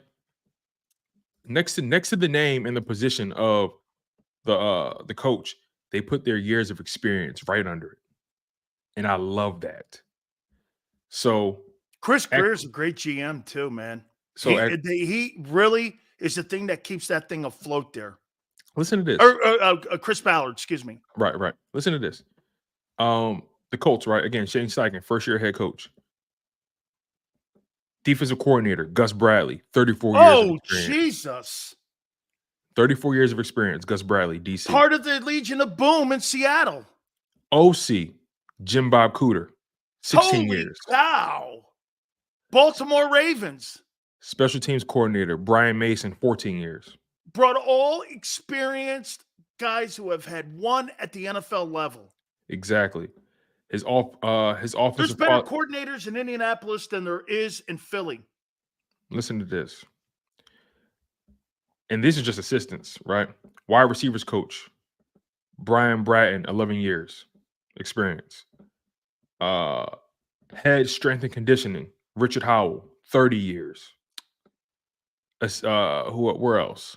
Where else are we looking here? They just have experience. How about all their over the D-line place. coach? Defensive line. Nate Ollie, 10 years. Who's the O-line coach? Their offensive line coach. Give me one moment here. Always start there in the positions because that's the most important position. Okay. Offensive line coach, Tony Sperano Jr., 14 years. He's a really talented kid. Running backs coach, DeAndre Smith, 24 years.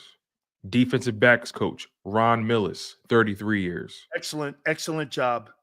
Tight ends coach, Tom Manning, 18 years. Excellent. So again, my point is this coaching staff is filled with nothing but experience. Nothing but experience. And they're transparent and upfront about it. But you know what's so funny, right? The Philadelphia Eagles and the Colts and all the NFL teams, they use the same website style, to show their coaching directory. It's the same system in terms of, how they show their head coaches, right? But again, you can show as much information as you want, right? You know the difference between the Colts and the Eagles. Right on the front page, the Colts hit you right in your face with their experience. 34 years, 16 years, 14 years there. On the Eagles, you got to click their name. You got to dig for their experience. You got to find it. They're not up front with these guys' experience at all. They're not up front with anything. So again, you've been talking about this, right? And it's been ignored, but I think it's something that really needs to be delved into. You have a $50 million quarterback that you're investing long-term money into, and you decide to surround him with personnel or rather staff that has almost no experience doing the role that they're in. I'm not rolling with that. Or they're limited at the role. Even if they have NFL experience. When you do this, Tone, when you go from being, look at what Jalen has behind him now. So you got a first-year coordinator and you got a first-year quarterback coach with a $50 million quarterback and a $20 million wideout. Right. And $30 million OTs. Exactly. Even if you stop right there, that's a problem. Even if you stop right there, a first-year coordinator and a first-year quarterback coach, that's a problem right there. Period. That's by design, though. Let me try to find who the quarterback coach is for these guys here. The quarterback coach in Indy, Cam Turner, 14 years of experience. I don't know who he is, but 14 years sounds like a long time. You should pull up that Seattle Seahawks coaching staff. Blow your mind. Man, blow my mind. I don't want my heart broken. Let's put it that way. Hey, man, it'll blow your mind what you have to deal with Clinton, them guys up there that's a hell of a coaching staff. Remember, Sean Desai was plucked off that staff. Yeah. He was there. Then he went to Chicago, and then he came Chicago. Then he went there. I thought. Chicago. I thought he was there in Seattle last year. Okay, right. I think you're right, actually, if I'm not mistaken. So I think you're right. Yeah, you're right. He was the associate head coach and of the defense in Seattle last year. Pete thinks highly of him. Yeah. Pete does. Pete thinks highly of him. Here's the thing, right? Sean Desai might very well be a good coach, right? But we'll never know because he's being told to do one thing in Philadelphia. And I think that's why they didn't give the job to Denard Wilson. Denard Wilson. So listen to this, right? You were so comfortable. This is how you know the Philadelphia Eagles care about control. You were so adamant about elevating Brian Johnson, a guy that was in-house. You were so adamant about keeping things in-house, right? On your offensive side. But on the defensive side, you had a guy in the building that knew your personnel, knew your strengths and weaknesses in Denard Wilson, knew your DBs inside and out. All your DBs had career years in 2022, but you don't want to keep that in-house. Why? Because Denard Wilson didn't want to do things the way Howie wanted them to get done. But you know what he did do? He brought somebody else in that would do it. Someone else who probably was more desperate for the role, Sean Desai. Sean Desai wasn't the first choice or the second choice. Third choice. I don't even think he was the third. Could be further down the list. Denard Wilson was in the building already. Because look how long it took for them to announce him. Denard Wilson was in the building already. You kept Brian Johnson in-house and elevated him. What was the problem with elevating Denard Wilson? Denard Wilson has those Ravens DBs playing out of their minds right now. Because Denard Wilson wanted to run a defense that was maybe was conflicting with what they wanted to run. In my opinion, okay, he probably wanted to change some things up. And in the interview process, that was going to be a red flag. Remember, in the interview process with Shane and with Nick, Frank prepped him. Don't go against what they want to do. They believe in a system, and I'm going to prove it to you right here. Okay. Since 2021, has Jalen Hurts gotten better? Since 2021, yes. Has the offense evolved? No. Okay. How can your quarterback is only going to walk backwards and regress because predictability is going to eventually catch up with that. You know why Jalen Hurts looks the way he does? Tone. The league knows what he's doing. They haven't evolved that offense enough. You know, Brady said it. I'm constantly learning how to read defenses because defenses are changing every year on me. They are constantly evolving their defenses and their game plan on how they game plan me. Why would the Eagles' arrogance and their mindset be, we're going to run the same offense we ran in 21 today, and let's do this. Because we're paying him, let's take the RPO out. You're going to run 53 less RPOs than you did a year ago. Yeah, they are. They're How are you getting better? I don't know. That's a good question. No. Here, follow me. This is why I said the only person that can make this thing happen is Jalen. He is the best player in that locker room. And dude, I hate to say this to people, and I know they're not going to agree, but okay. I think they destroyed Carson Wentz this way. And what happened with Wentz was he wasn't mentally tough enough to overcome it. And I think Hurts has the mettle to overcome it. But I think he needs a set of cannolis. I don't want to run that. Like Mahomes says, dude, you have $50 million worth of equity in that building. You may not have the total pelts on the wall yet, but you got the salary. You got the bag of money. It's in the bank. You need to use that more. Instead of walking off the sidelines and shaking your head, you need to start doing this. That's not what we're doing. You need more audible power. You need to do more in the RPO. Hey, like we said, you and me, Tone, if I get 6 years out of Jalen Hurts and 2 Super Bowls and he gets hurt in year 8, I'm good with that. I'm totally good with that. Listen. And he'll leave a legend. Jalen Hurts, give me 10 years. He give me 2 Super Bowls. I'm straight. No doubt. I'm good. You know what I mean? Because at the end of the day, he delivered 2 times over. You feel me? So, and Super Bowls are hard to win. So if Jalen Hurts, especially a guy who wasn't supposed to even be here, he gives me 10 years of A+ football and 2 Super Bowls, I don't give a damn what anybody say. That was a success. He got the money in the bank. So again, I agree. I think Jalen Hurts does need to put his foot down, and when it comes to the direction of this offense, I mean, I just need more out of him. Yeah, and he's going to be the only one that can turn it around. You know, I look at this team right now, and you know, I see a team that's still trying to figure out, and it's unfortunate we're in week 15, and this is even a conversation. I just feel like this. I feel like this coaching staff has shot their load, and I have a hard time believing that Nick Sirianni can put this thing together again. They haven't adjusted to the league adjusting to them. Exactly. I said it on Sports Take earlier. Here's the thing. With Jalen Hurts, right? We were spoiled by his jump. And from 2021 to 2022, his jump was so astronomical. It was so unprecedented. We assumed that kind of jump would happen again. But even taking it a step further, I believe that people, because of that jump he made, I feel like people forgot how far he came. And people forgot that when he came into the league, he had deficiencies. He had things he needed to work on, right? But because the league hadn't quite figured him out yet, and he came out like gangbusters in 2022, we kind of assumed that trend would maintain. When the Eagles are rushing his development. Exactly. And I feel like because of that, fans have a misconception of where he actually is in his development because of what happened in 2022. He remembered they didn't have that much film on him. So therefore, he was able to come out and he did grow a lot. He grew a lot. Ton. But Jalen Hurts still has room to improve. And I was talking to John McMullen about this last night on Football 24/7. We do the show about 3 times out of the week.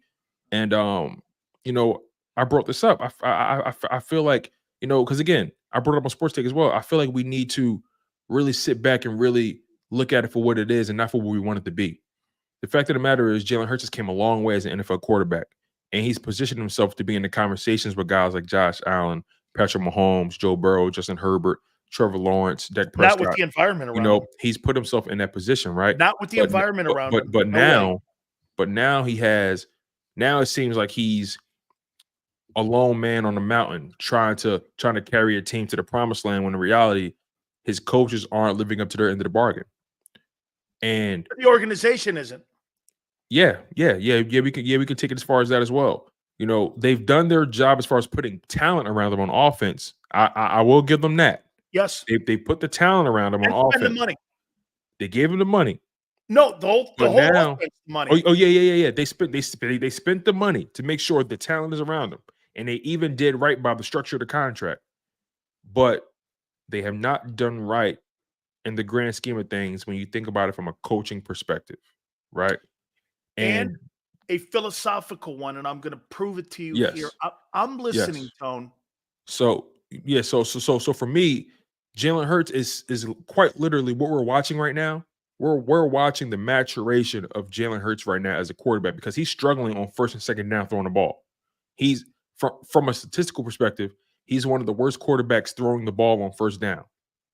So that tells me, A, they're either putting him in a position to not succeed. B, he's just flat out not seeing the field. C, teams are catching up to him. All of it, right? It's all of those things. So I think the coaches need to do a better job of creating an environment, creating a situation where you can put all your playmakers in better situations to win. Think about the Niners. He has to do it. They can't. I do not believe that coaching staff is going to have an epiphany one night and put him into game-winning situations. I don't believe that. I have no faith in that defense and that coaching staff to do that for those players. The players, the predictability part, I believe D Gun.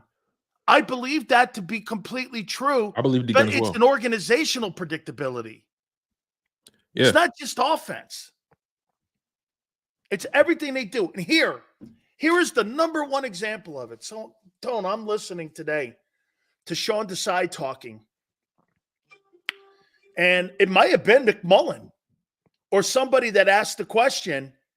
It goes like this. He goes, what were Dallas doing that, kind of made you guys seem a little bit confused out there? And Desai admitted for the first time, I almost fell off my chair. Senor was listening too.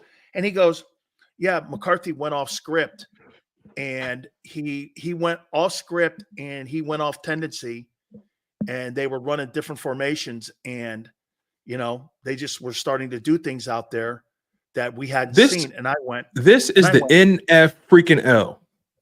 This is the NFL. Tone, I went like this. So you weren't prepared for a quality coordinator like McCarthy. You thought he was going to run the same thing because you run the same thing in 2021? You thought he was going to run the same routes in the first game that you played in the second game? You thought he was going to do the same game plan? If you think that, you have no idea how to coach in this league. You know what I take that as? I take that as an inability to self-scout. Because if you notice on that first drive, the Cowboys, their main goal was to run on that drive. They ran on that drive. They got down the field because they ran the ball. Dak had some key third down passes or whatever. But for the most part, they ran the ball down that field on the first drive. And the moment I saw how that thing was going, I said, oh, okay, we're losing this game, because they are not stopping the run at this point in the game. It's not going to get better. So again, when you hear something like that, oh, they change tendencies. Oh, where's your freaking instinct? Where's your gut? Where's your intuition? Look at this, Tone. He asked, why did you put two high safety on fourth and 2 down when Dallas had a run play? Desai pretty much said Dallas usually throws the ball on that down and distance. McCarthy changed the play up. He changed the tendency up. He went off script. You weren't prepared for that. Right. That ain't the only play in that game, dude. Right. That ain't the only. Yeah, that's just a microcosm of what happened. Because what was the one thing you kept saying? I remember on Monday, you go like this. Man, how many times you look over and you saw Sirianni shaking his head going, what the fuck are they doing? He looked like he didn't know what he was looking at. Like, listen, I said this earlier on Sports Take.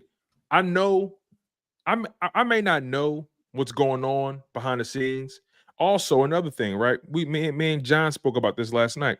John says, when fans criticize play calling, what they're really doing is criticizing play results. Because at the end of the day, we don't know what they're trying to do. But when we see the result, we try to look at it in hindsight. And I thought about that. And I'm like, okay, that's a fair statement, right? So I said, fair enough, right? I'll give you that. But what I do notice, I notice body language. I know how I pay attention to how guys are looking in their eyes and their faces. I know the look of a man who has no idea what the hell he's doing. I know the look of a dude who is completely not bought into what he's been told to do. I know what that looks like. I know what it looks like when the leader has no idea how to lead his men out of the foxhole. You know what's so funny? I said on Sports Take, Nick Sirianni has a large responsibility this Monday.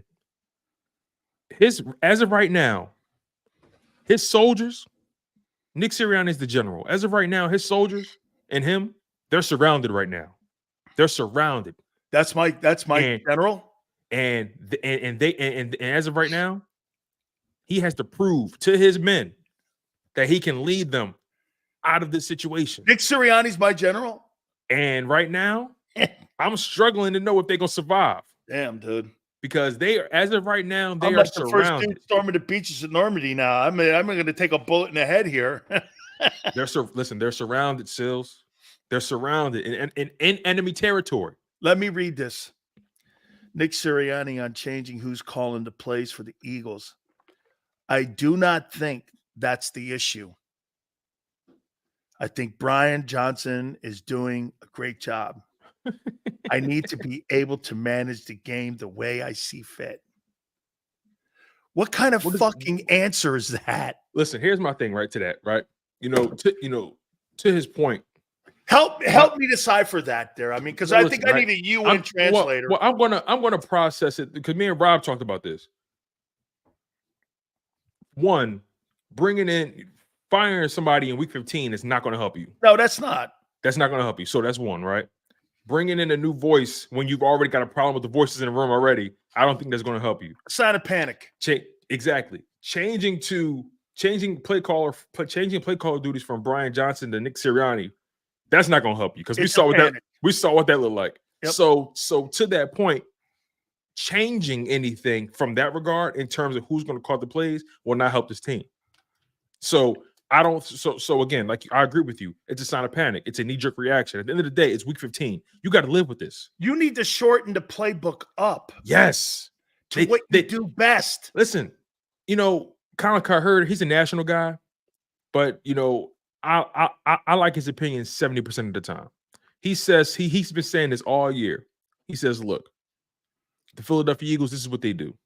They get keeping and then finally they fall back to who they are. So I think that's such an important take because it's actually factual. They try so hard to be something they're not in the first half. Yep. And then in the second half, you know what they do? They say, well, okay. Yeah, but they're not doing that this year for some reason, Tone. They're not running the ball this year. They're not doing it. So, the only person that can really turn this around is Jalen Hurts. Yes, Jalen Hurts has to be phenomenal. That's right. He has to be phenomenal. Because he has to overcome shitty coaching. And shitty defense. Absolutely. Because the talent is around him. So thank God he has talent. Thank God just not he has talent. They're not utilizing the pieces on the chessboard. Agreed. Okay? And get this. So when I hear people go, well, they need to do more, need to be more creative. I'm like, bro, what are you talking about? When you're going to try to do, now what you want to do is come up with something else the kid's not proficient in. I'm going to go back to what the guy's proficient at. He is the best RPO quarterback in NFL history that I've ever seen. I've never seen a guy as accurate, the RPO quickness and decision-making. That includes the guy in Baltimore. Yeah, I'm telling you, I've never seen a guy. So what you did, though, was you neutered him And you're like, okay, well, let's throw the ball more. And the reason he's holding the ball more, because he's questioning what he's seeing. Struggling at seeing what you want him to do. Because and then the defense he can't go to, yes. And then when he takes off, it's kind of a half-ass RPO. Yeah, and defenses are also throwing different looks at him, right? So again, this goes into Jalen Hurts' development as a quarterback, right? Not just physically, but also mentally. Joan, how many times did A.J. Brown say this year they threw different shit at us? He said it like he said it at least 3 times within the first 5 weeks. He said it at least 2 to 3 times within the first 5 weeks. He said it in the Patriots game, and I think he said it in the Vikings game, if I'm not mistaken. But the bottom line is, Jalen Hurts, look, no one's saying Jalen Hurts can't get the job done. I want to make that very clear as well. That's not what we're saying. What we're saying is can't get the job done with those parameters. Exactly. What we're saying is I think they need to go back to what they do well. And again, John McMullen even said it. You know, Davis and Garrow said it. Those are guys that have been covering this team for a long time. They have not evolved. The offense has not evolved, right? Instead, what they've done, they've tried to do something different this year. Instead of the RPOs, okay, let's hit them with something else. No, evolve that. Add more layers to that. Add more wrinkles to that, right?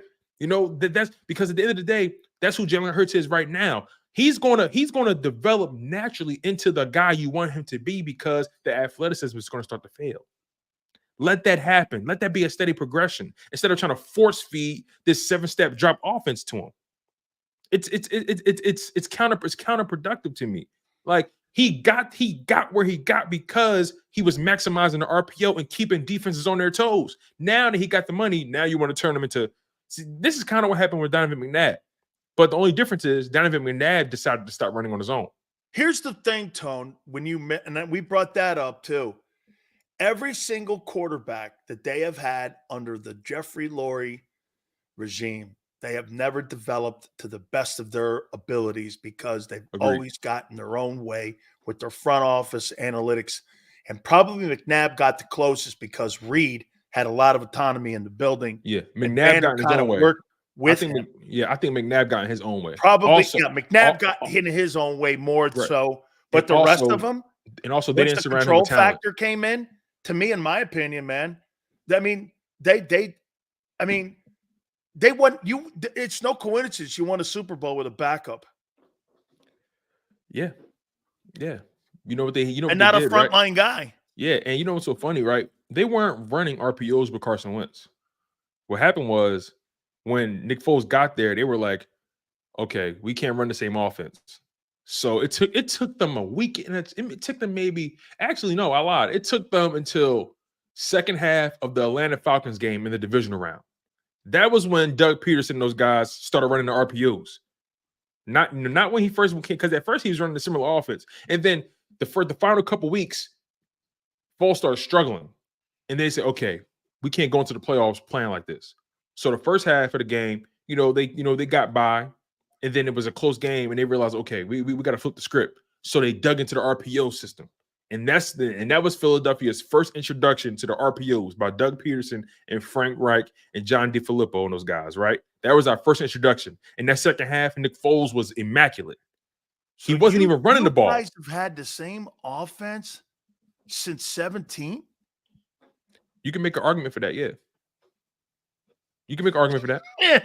The only difference is, dude, no wonder they. Oh my, dude. The only difference is, obviously, Foles can't run. So yeah, obviously Foles can't run. So you use the RPO differently. You would either give it to the running back or you would pass it. So at that point, they kind of fell in love with that. But obviously they got away from that when Carson Wentz came back. So at that point, it's all about what Carson Wentz wants to do. But then when remember, they weren't really trying to go back to the RPO again. They weren't trying to go back. Remember, they were actually resistant against it. If you think about it, well, they were directed to try to get away from it because those Monday meetings. Remember what they wanted? They wanted passing. They always right. Hey, how do you bitch at Doug Peterson for winning a game 17-14 and you're giving him shit about it, and you're questioning his? I guarantee he probably had a meeting after he won the Super Bowl. I wouldn't even be surprised, man. Drunk as hell in those meetings. What are you talking about, Howie? Hey. So again, right? They got away from the RPO when Carson Wentz came back. Then he went down again. Nick Foles comes in. They get back to it. They make it to the divisional round, but then obviously Foles leaves, goes to the Jags for the big money. Carson Wentz comes back. They go back to doing the original offense, and then they bring in Nick Sirianni, 2-5 record. Remember, they weren't doing RPOs at that time. Shane Steichen says, "No, listen, I know how to use this kid. Watch this." Shane Steichen comes in, and all of a sudden they go on like a 7-3 run. Shane Steichen saved Nick Sirianni's job. And Shane Steichen showed us who Jalen Hurts was meant to be. And then get this, Shane leaves. They showed you who they want him to be. Exactly. It's just that simple. Dude, but no one wants to have those conversations. Don't get this. You know what's really a really awful take here? The money didn't change Hurts. The money changed the Eagles. That's a bar, Sills. No one wants to have those conversations. It makes people uncomfortable. Don't do it. It makes people uncomfortable. See, I care about this team a lot, so I'm gonna talk about them like they're my cousin. You feel me? I'm gonna talk about you like you're my brother. I love this team that much. So listen, I give my brother hell when I see him doing some dumb shit. So I'm gonna so when it comes to the Eagles with me. So when it comes to the Eagles, I'm doing the same thing. I don't love this team any less than anybody else in this live chat. You know what I'm saying? We all love this team equally, but I'm gonna hold them accountable differently than you.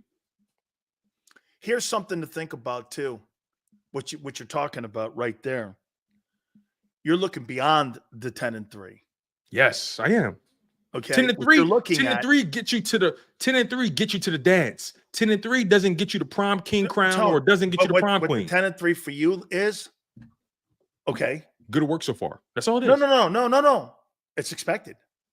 Yes. It's expected. Why? Yes. See, people in here want to be rewarded for 10-3 for doing the obvious.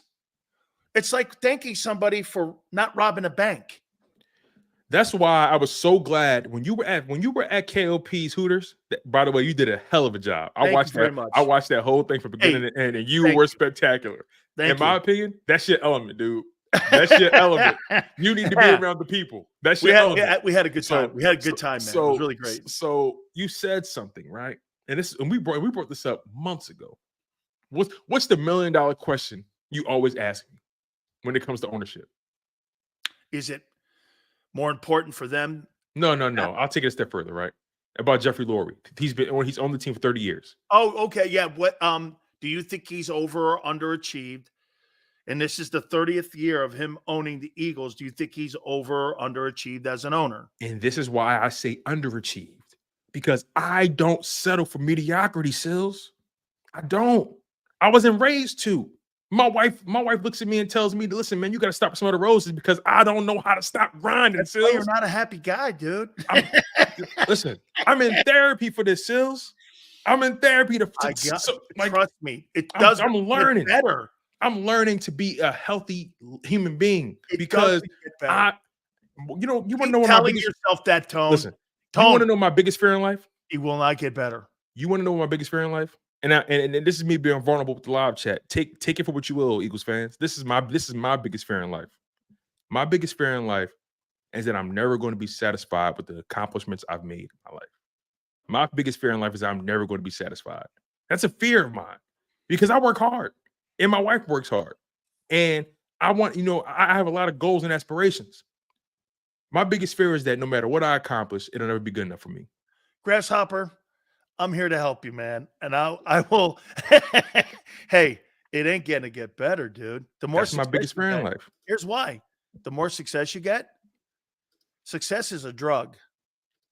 And once you get a lot of that drug of success and you have a lot of it, because you're going to go through a lot, you're going to go through more failure than you are success. But when you get that one glass and you keep drinking from it and you're having success, but I'm okay with failure. That's the thing. I'm okay with failure.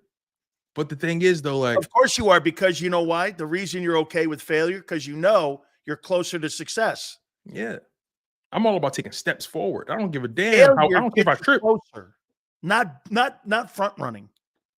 Yeah. Okay. So, like, I just have a different perspective, right? About this football team. Like, here's the thing, man. You know, some people say you're gaslighting us. You're trying to rile us up. No, I'm giving you my opinion, and you do with that what you will. Wait a minute. No. Like, come on now. What we're doing here, do you really see something different? I mean, yeah, I'm glad you said that. Do you really, are you really looking at something different than I am? Because if I am, that makes me know even more so that I have a better perspective than you on something. And I have more clarity in what I'm seeing than you do. Because most people, or I would say 20% of the people that watch our show, you don't have the proper clarity on what you're watching. You have no idea. You're allowing emotions and you're allowing your passion to cloud your judgment on what you're watching because you know. Let me say this one last thing, Tone. I'll give it to you here. Yep. Let me say this. If I was on the air in Philadelphia, Pennsylvania on the radio at either 97.5 or IP, I'd have been off the air the second week of September because you can't talk like this. You can't talk like this. This is why I love the internet. This is why I love the internet. I love this new media because you can't talk like this because you know why? They have guardrails. Yep. And I don't. And so the reason why people call me what is it called? Shock jock stuff, which I don't even know what that means. I think about things to rile people. I don't. I just talk about what I see. I mean, I'm not a very good liar. I can't lie, actually. You know when I'm lying because I'm not good at it. Mm-hmm. So the things that I see, and this is why, Tone, people have always taken 2% of what I say, so they'll make a narrative out of something on what it is. So when you talk like this, people are uncomfortable. They're completely uncomfortable with this. Oh, man. You know, this is I'm looking at this live chat. They are hilarious. Oh, man. You know what's so funny? You know what's so funny? What is it? Shout out to LJ, man. LJ always comes into the live chat, man. He does great work, man. Well, I'll tell you what, if I had a job for him, I'd hire him as a typist because I've never seen a guy that could type more as quick as he can, as long as he can, and he does it for 4 hours. Listen, so if I had to put my if I had to put my memoir together, he's going to be the guy that's going to type my memoir out because that dude knows how to type. I mean, he must post at least 600 messages in a 4-hour span. Dude, you're going to put my memoirs together. I love LJ. Listen to this, man. So he says 2 losses is a rut. 4 losses is a trend. Here's my thing, right? This is listen. This goes back to your point. Off. No, listen, but here's the thing, right? He's looking at the win-loss column. Of course, instead of looking at the product on the field. Of course, he is. This is if you know, so funny.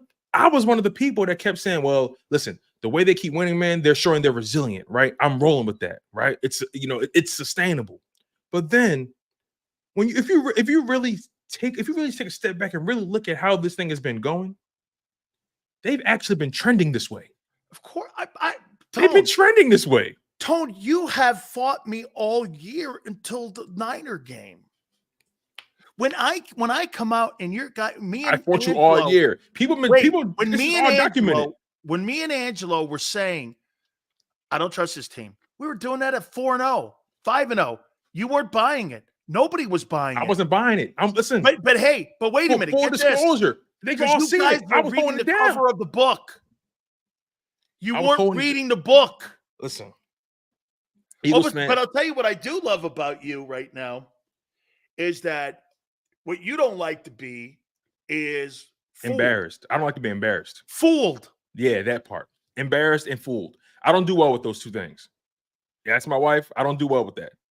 I don't do well with being embarrassed. They fooled you. I don't do well with being fooled.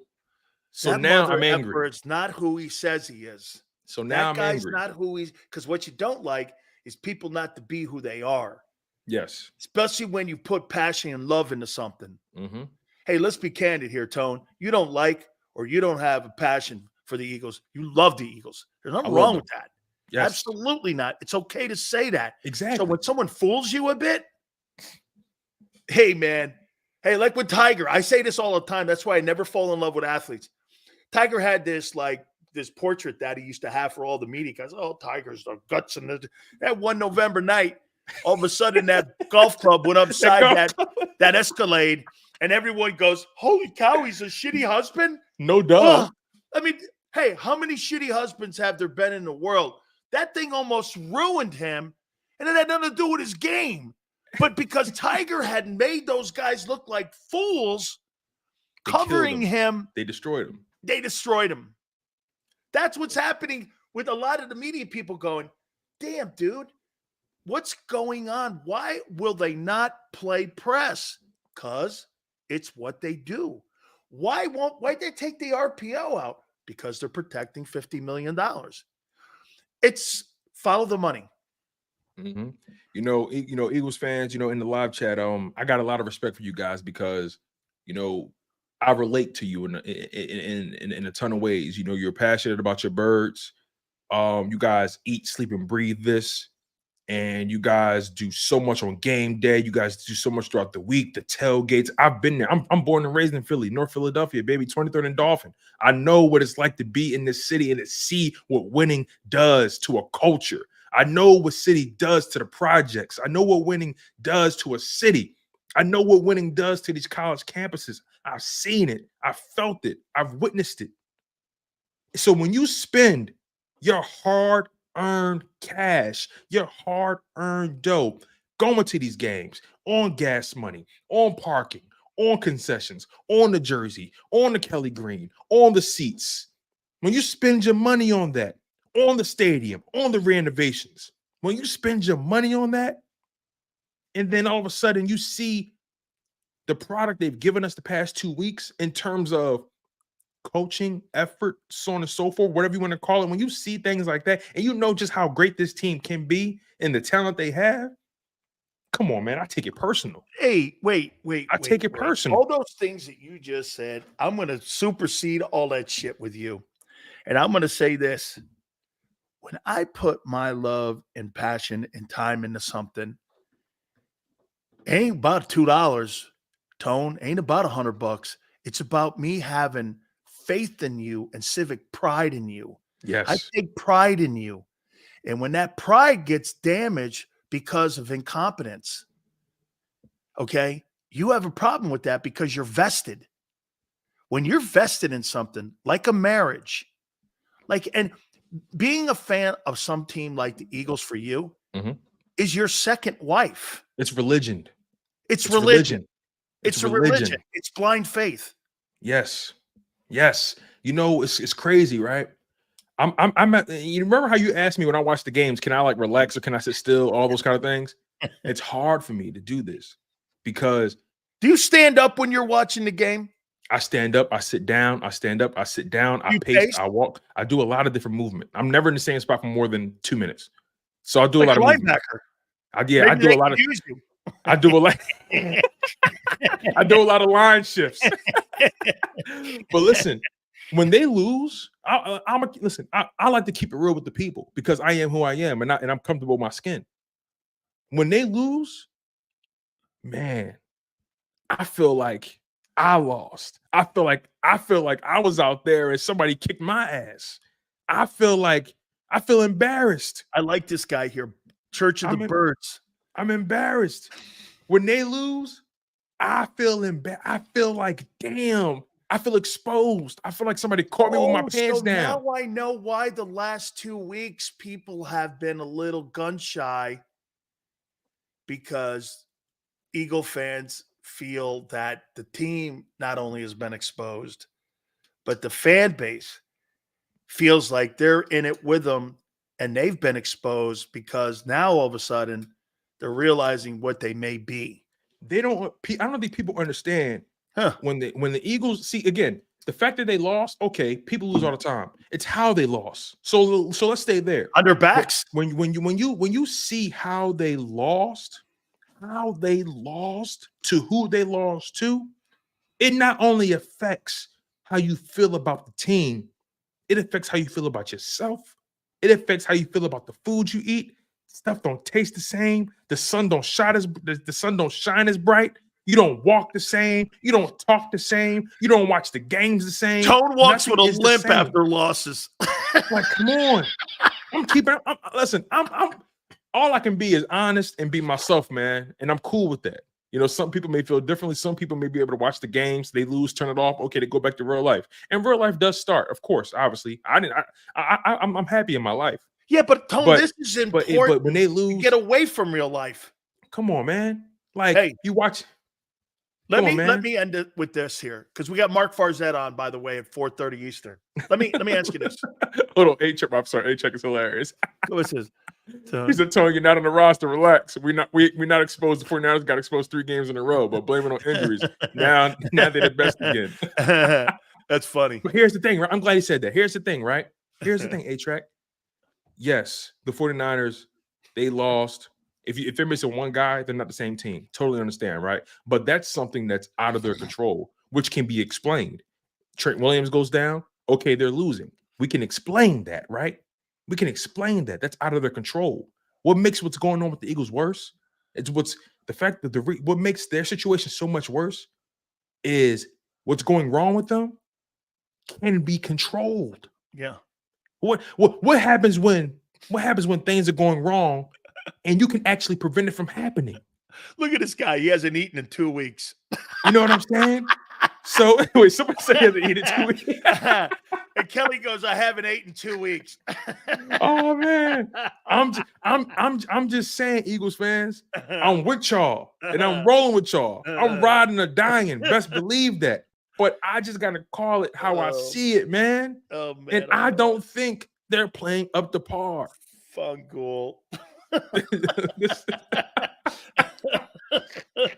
Holy cow, man. Yo, listen, I love y'all, man. Y'all are listen. This live chat is funny, even man. you, LJ, even you, man. Even You know LJ, we man. love you, man. Even LJ. Seriously though, man, you're gonna be my professional typist if I ever put my life story together. I've never seen a maniac more in my life. Well, wait, like this maniac. When I watch the game, I sit and stand, I spit, I curse, I yell, I say out loud, "Damn you, Sills, you big galoot." Yeah. When I said you didn't have a shot to beat, then I picked the Cowboys. Wait, you know what? How you feeling about that Hawks game? I actually feel good about it today. Today, I feel good about it. I think they're going to come. I think this is a game where Nick's going to outcoach Pete Carroll. Remember what I told you? I said I said Jalen Hurts has to be phenomenal. Okay. So I think this is a game where Jalen Hurts gets back to the basics. I think these past 2 weeks, Jalen Hurts is like, oh no, okay, listen, something got to give. Something got to give. That's what I'm hoping for. That's what I'm hoping for.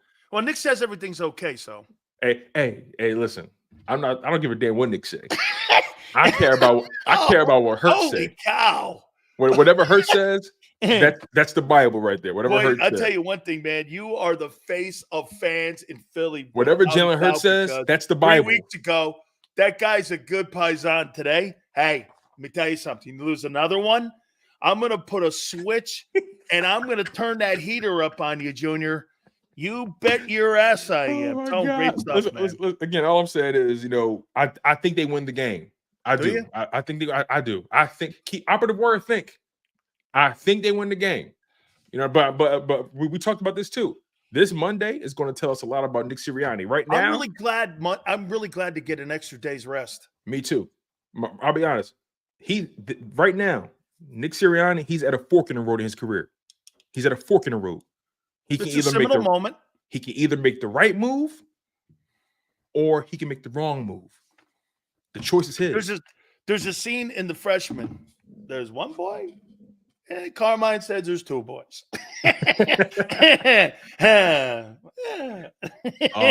respect Eagles fans for not panicking, right? Listen, I got a lot of respect for the fans that are saying, look, it's just 2 games. I get it. It's not just 2 games. But it's not just 2 games, though. Your defense has sucked all year. It's really not. It's really not just 2 games.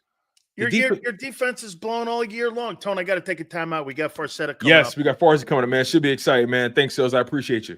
Got you, my friend. That is our good friend Tone there. Don't forget also, man, we got the month of December during this great time right now. Hooters wants to thank all you guys for coming out to the King of Prussia Hooters to come out and see us, like Tone said. Hooters Bucks, man, are back. You're going to love them. Santa bonus bucks are here. $5 gift certificates. They're stocking stuffers. You can put them in the stocking. Fantastic stuff here. Has to be the absolute perfect gift here. Again, calendars are out. The Hooters calendars are out. 9 of the girls are featured in the calendars. You can also go to hooterstogo.com. Today is Wednesday. That's Wing Wednesdays, 1983. All you can eat. Kids eat for free on Saturday. Go to northeasthooters.com. That's northeasthooters.com. When you roll into any one of the facilities, do me a favor, tell them Big Sil sent you. Eat chicken wings, buy Hooters things. Christmas is near. Shop, have a beer. Christmas shopping shouldn't be hard. Give your friends a Hooters gift card. This year, stuff their stockings and yours too with a one-size-fits-all gift card. Buy a $25 Hooters gift card and receive a $5 Santa's bonus card. Make it Hooters for the holidays. Eat chicken wings, buy Hooters things. Christmas is near. Gift cards are here. Good at Hooters everywhere now. Hooters gifts are always favored.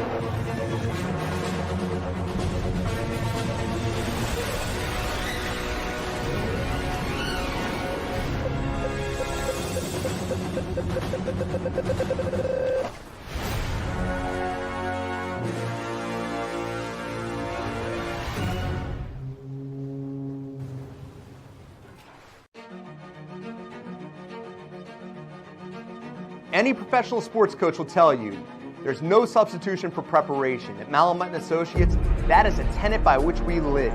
We prepare from day one for victory. Anything less is not acceptable.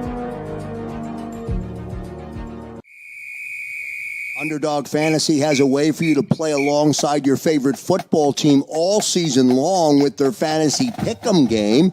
You pick between 2 to 5 players, select whether they'll go higher or lower on one of their stats, then do what you usually do on a Sunday, watch the games.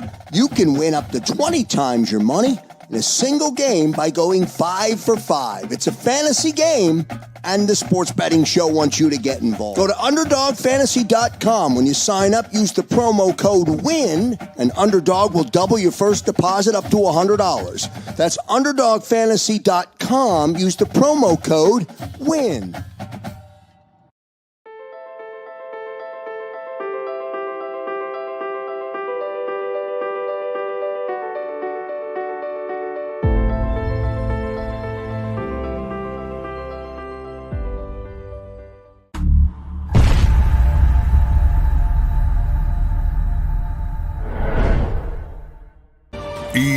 EAGLES, Eagles.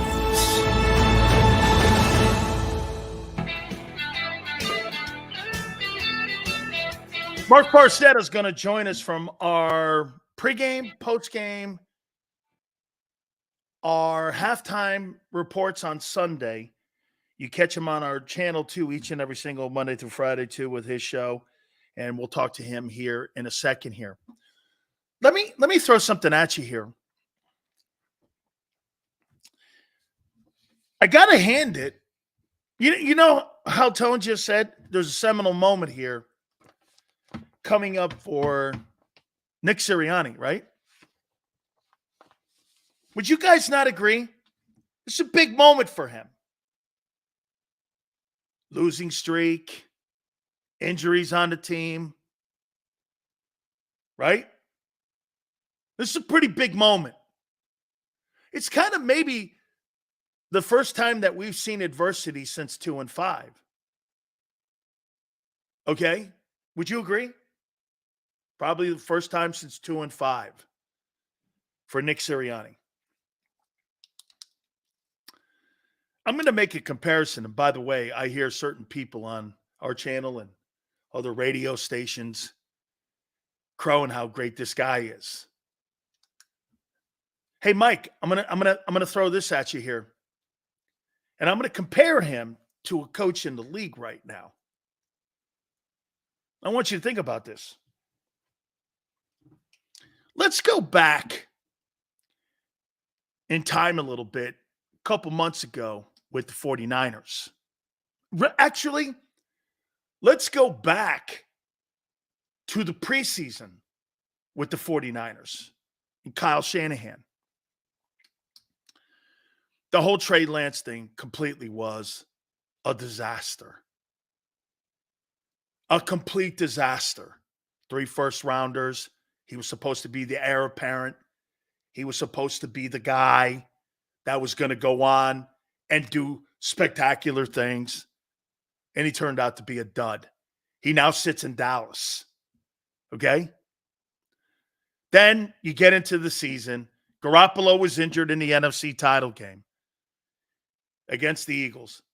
You didn't really know. You still didn't really know at the beginning of the year what you got with this guy. And then all of a sudden, you started winning ball games again. You fast forward a couple months, you go through a 3-game losing streak. Man, you're losing to the Vikings. You're losing to P.J. Walker. You're losing to backup quarterbacks in the NFL. And you're the 49ers. What happened? Kyle started bailing. He kept everything together. The organization wobbled in that 3-game losing streak and the Trey Lance disaster. They came out of that 3-game losing streak, all the injuries on it, and now Kyle Shanahan has righted the ship. That's coaching. He guided him through tough waters. He got him through it and has blown out the Cowboys and Eagles. He knows what he has. Kept us calm, didn't go crazy, didn't do things out of character. He righted the ship. The difference is it's Kyle's ship to right. John Lynch works with him.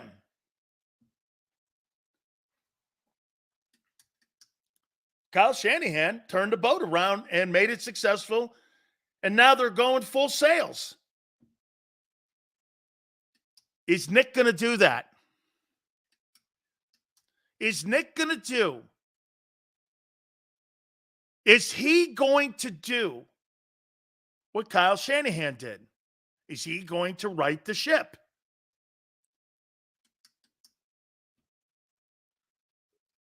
I want you to think about that again before I bring Mark on here.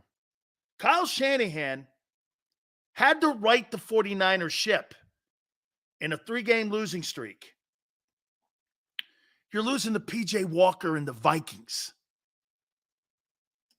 They were treading water, injuries. People started losing faith. Brock Purdy turning back into the pumpkin. All of a sudden, he kept going, hey, and remember, this went back into the preseason with the Trey Lance shit. This guy was treading water in many ways. That organization, you lost 3-1's your future. They get in that 3-game losing streak. People are going like, damn, the Niners don't look like the team that we thought. Now in their resume, they destroyed the 2 teams that are their number 1 foes and 2 foes in the Eagles and Cowboys, and they destroyed both those teams. That's called coaching. This seminal moment with Nick Sirianni is going to tell us if he can right the ship. Okay? I mean, you don't play call, kid. You don't really – you're supposed to be this some sort of like player coach. This is why you are put in this role here. You're either going to do it or you're not, because the last 2 weeks, the Niners had an excuse. I'll get Mark here in a second. The Niners had an excuse. You know what that was? They had injuries. What's yours?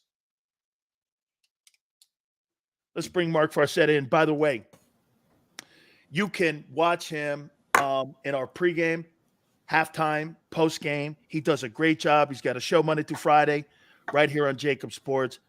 I actually have, he's got a little bit of me in him, and I'll tell you what I mean by that, is that he kind of grows on you. See, you don't like me at first. I get it. I get it. I think that's an Italian broadcaster's thing. Because you know what? I get this. Sileo, I couldn't stand your ass at the beginning, but there's something there. I don't know. Why do I keep coming back here? That's what I do, and I enjoy watching you, Mark. I really do. I appreciate it. I think it's like if you go over your Italian friend's house for dinner, the first time you're like, whoa, this is way too over much. the top. This is too much. And then you realize, like, oh, wait, this is all out of love and honesty. That's a beautiful thing. That's how we warm up to people, my friend. That's exactly correct. Whoever hollers the loudest is the one that's the right way. Exactly. Nothing about facts. don't ever let the facts get in the way. How many decibels you got? How many decibels? I don't care about your facts. How many decibels you bring to the table? Whoever the loudest is wins the argument. All right, Mark, let's do this. I'm not going to ask you about the Cowboy game. I'm going to ask you about the last 8 quarters. Your takeaway in the last 8 quarters. The Eagles were blown off the football. The worst, the obvious worst thing is guys don't look like there's effort. That's the worst thing you could ever see. But I didn't see that in this game. I saw a team that wasn't good enough. Like, they're just flat out not good enough. And a team that was supposed to be an upper echelon team, an elite team in the NFL, looked like they weren't prepared to play the other so-called elite teams. And I didn't think the Cowboys were elite. They're not able to beat a team barely over 500, barely able to beat the team that was 1 game over 500 in the Seattle Seahawks. And they don't look like they belong in the same field as the Cowboys. That was supposed to be the game where the Eagles prove that they're a lot better than the Cowboys. Not the Cowboys proving they were a lot better than the Eagles. And then the 49ers game, did they even go to practice that week? Did they even have a game plan? Because you start out hot by being able to get into the red zone on a 12-play drive. You come away with just 3 points. Then you get hot again. You have another 12-play drive. You have to settle for a field goal again. So finally, it looked like they were actually putting something together at the beginning of a game to control it. And then, oh my God, the next 3 quarters of that game were terrible. All 4 quarters against the Cowboys were terrible. And they just looked like a team that wasn't at all prepared for the challenge in front of them. And that is a direct reflection of coaching. And I got in this argument on the postgame show about, how much coaching can you blame here? When I see guys like Josh Sweat or Hassan Reddick or guys like Darius Slay or guys like James Bradbury who are veterans who kind of, I think are a lot better than what people will give them credit for. Oh, my God. When you see the guys that you usually can rely on making mistakes, that's where I'll say they're being put not in the right position to make a play. And that is 100% on Sean Desai. That's 100% on Brian Johnson and Nick Sirianni. It's 100% on the coaching staff of this team. Yes, sometimes you're going to have players that aren't good enough, and there's a few of those as well. But when it comes to the coaching, they did not have this team prepared to play these last 2 football games, the biggest games by far on the schedule. 2 points I'm going to go down and expand on what you're talking about.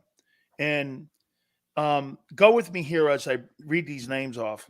Sean Desai, Brian Johnson, DJ Elliott, DK McDonald, Alex Tenay, Renell Williams, Marcus Brady, Matt Patricia, Tyler Brown, Taver Johnson, TJ Pagnetti, and Tyler Scudder. And I took 3 of the quality control guys off because that's more of a front office thing. So there's 22 coaches that are on Nick Sirianni's staff. Do you know how many of those guys are in first-year roles this year on this football team? 12. Wow. That's a lot more than I would have guessed. 12. They changed over half the – so let's take a look at this. To what you're talking about, it's easy to go to the coordinators. Mm-hmm. But what you got here is the entire coaching staff, half the coaching staff, or a little over half the coaching staff, are in first-year roles on this coaching staff. These 12 guys out of 22, think about that, Mark. So Jalen Hurts, you pay him $50 million. You have a first-year coordinator, and you have a first-year quarterback coach with him. So when people say it's not coaching, I don't know, man. I think it is coaching because you have inexperience all up and down the line. And to go even further, to expand on what you're saying, I listened to Sean Desai today. And I heard Sean Desai go like this. Somebody, it may have been McMullen. I was talking to Tone about this. He asked the question, hey, the Cowboys, and I'm paraphrasing here. Yeah, the Cowboys did something different. And they came off script. And the 4th and 2. They changed it off. And I was like, so you weren't prepared for that? Did you really thought that Mike McCarthy was going to run the same game plan in game 1 versus you in game 2, and he wasn't going to change it up a little bit? They were not prepared. That's why when you're watching on the sideline, Mark, you're going, you hear Sirianni going, what was that? What was that? You're seeing all this, and you're like, how are you not prepared for that? Yeah. Actually, that was the thing that was the most mind-blowing thing after the game. When I looked at the box score, when I looked at the game book, I thought I was looking at the first half stats, not the final game. 3 receivers targeted by your quarterback in that game. That was the question. Yeah, they went off script. They did something different. We had a lot of one-on-one coverage on the outside that we thought we were going to be able to win one-on-one battles with. He said something very similar, if not exactly the same, when he was asked about the 4th and 2, where he dropped 2 safeties back when they only needed 2 yards. So that was Jeff McClain asking the question about that. Oh, yeah, they went off script. They did something that we weren't expecting. On a 4th and 2, how many of the situations? I would love to see the numbers on how many 4th and 2s the Cowboys have had, and they threw deep to the point where Mark, you needed to drop 2 safeties. The only time in that game, though, that would happen. Yeah, exactly. It's absolutely insane when you think about the coaching not being prepared for this. Both with Brian Johnson talking about only 2 guys targeted, and then the other was Sean Desai talking about the same exact thing, not being prepared for the moment. How are you not prepared if you've been here now? Brian Johnson was at least here last year. Sean Desai obviously was. He's only a first year. He's only a second year now off a defensive coordinator with the Eagles. Obviously, he was that with the Bears, but it is just mind-boggling to go up against this team that you know you have plenty of film on. You've seen them before already in the season. You know what they do, and they catch you that off guard as a defensive coordinator. That doesn't make any sense. That is the definition of not putting your players in the right position to make a play. And I know everyone talks about it as a coach speak and cliche, but it's true. If you don't do that as a play caller, as a coordinator, you are putting your team and a win in peril every single time you do that. Look, I like the idea that he held himself accountable today. He took responsibility for it. Said something interesting. He would change every play call in a loss. If he made the wrong play call, they lose the game, he'd change everything. I don't want Wednesday coaches. I want Sunday coaches. That's exactly what I thought. I went, whoa. So that means you're not even fully convinced of your own game plan going into it. Like, as great and as novel as it sounds, to say, I would change everything. Oh, good for you that you have a little humble pie. I don't want that. I want a cocky SOB calling plays for me that would stand his ground almost no matter what. So for me, when he came out and said that, I was like, well, hold on a second. What are you doing throughout the week? And he actually gave a pretty detailed description. If you heard him, you heard this. He gave a pretty detailed description of what they do throughout the week. You know, when they practice play calls, when they practice those play calls in those situations with their players, when Nick Sirianni kind of says at the beginning of the week, this is how I see the game going, so I want you to do this kind of thing defensively. That's what I think would work best against this. And people don't understand, and I know everyone wants to focus on Brian Johnson as the play caller of the offense and all that stuff. Nick Sirianni has a much bigger hand in that than we had thought. And Nick Sirianni has a bigger hand in the defensive side of this football as well. He's not calling plays defensively, but he certainly, as many head coaches do, set the parameters for what he wants to see from that defense. And so does, as you have so eloquently pointed out before, Sills, this analytics department. They got a big say in that meeting as to what's going to happen in those games. Oh, you bet. Mark, you know, the majority of the coaches that are now coming out of these coaching staffs becoming head coach, not just an Eagle thing, are coming out of those quality control departments. And you know who the quality control departments are hired by? The organization and the analytics team. They give them all the cut-ups of the games. They give it to the coaches, 3rd and 7, 3rd and 8. Those guys go. John Gruden came out of quality control. Brandon Staley, the guy in Cleveland, Kevin Stefanski. All these guys came out of that analytics department, which went into quality control. Then you move up the chain. And the offensive coordinator for the Jags. Yeah, the guy with, yes. I can't remember his name. He was here as a quality control guy. Chip Kelly brought in. I'm blanking on his name. Sorry. Let me go here and expand on this one here. Do you think this offense do you think it is developing since 2021? I think they've gotten better players. I don't think that they have wait a minute. necessarily developed. Do you think it's evolved, the offense, since 2021? Has it evolved? Now wait, don't put Hurts or the talent in it. Right. Has this offense has it gotten better? Has it evolved? No, it hasn't evolved. It's still a lot of the same. Not trusting the run game, not trusting supposedly the the best offensive line in football in the run game. It's relied too much on the pass. You haven't seen creativity. Very rarely you have seen, like, there was one play where they ran a fake tush push, essentially. I think it was against Minnesota. And you saw Jalen Hurts pop it to the outside. I went, oh, that's something creative. And it worked, and you haven't seen it again. You've seen a jet sweep once, and it worked, and then you never see it again. You have seen plays like that. The only thing you really see is the bread and butter are continuously the bubble screens or the tight end screens on the outside. You don't see him evolve and get the running back in the passing game more. Again, you go back to the idea of only 3 receivers targeted in this game by your quarterback. The 4 guys were targeted, and 1 was by the punter on the fake punt. So for me, there is a lack of creativity. There's a lack of a balance. There's a lack of trust. And it's a lot of the same mistakes they made a year ago. And here's something I thought was really telling, and this is from Shane Steichen last year, I believe it was, again, after the Cardinals game. The Eagles ran a bevy of bubble screens.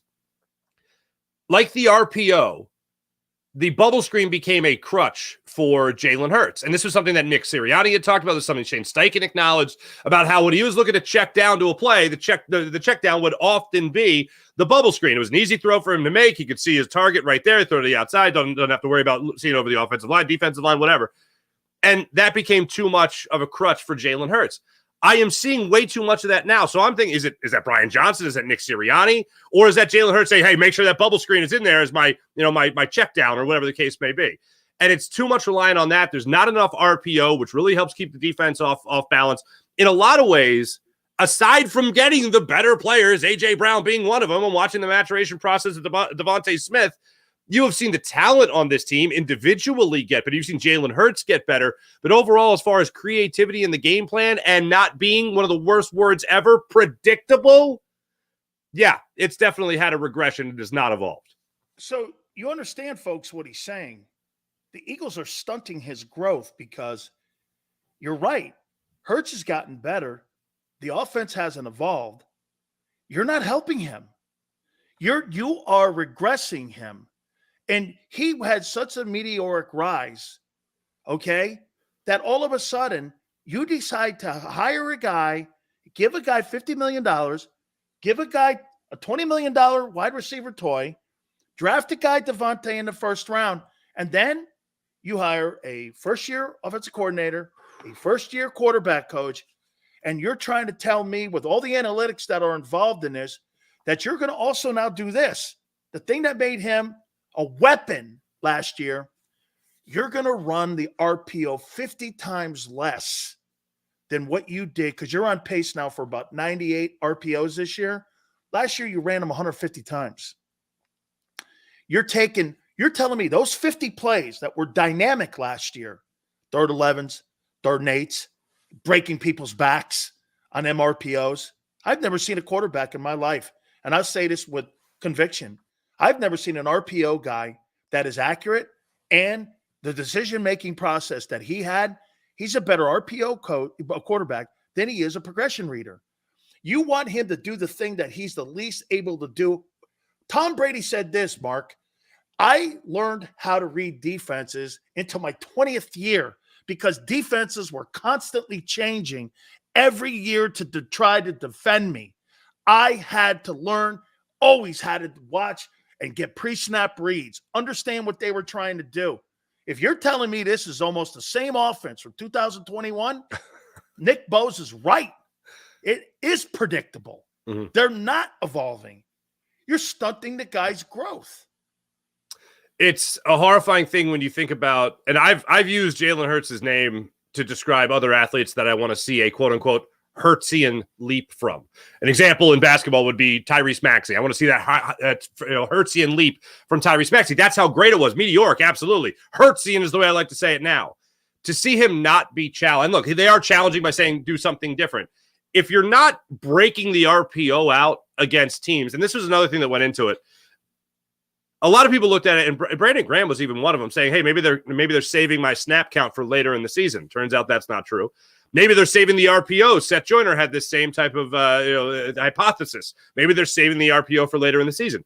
If you're not seeing that against the 49ers or the Cowboys, you're never going to see it. You're going to wait for the playoffs? Oh, that's where you're going to do something you haven't done all season.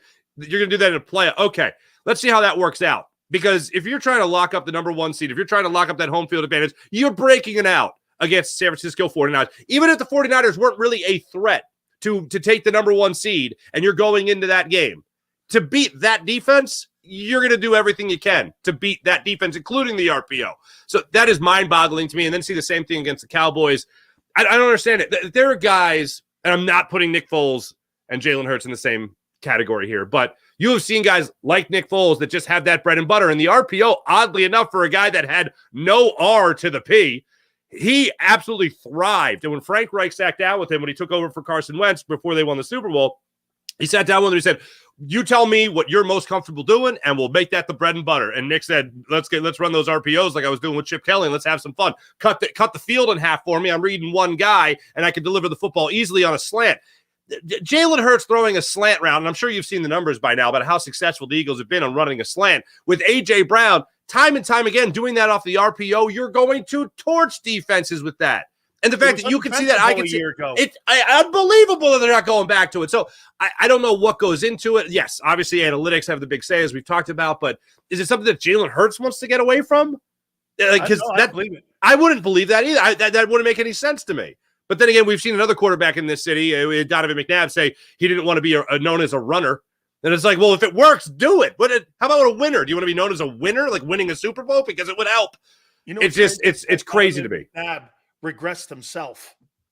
Yeah, okay? When he took the run out of his inability to be able to improvise, I thought the best part of Donovan McNabb, just like when you saw Aaron Rodgers early or you saw Favre, when you improvise, Rodgers is deadly. Same thing with Hurts. When Hurts improvises in open space, dude, you can't defend it.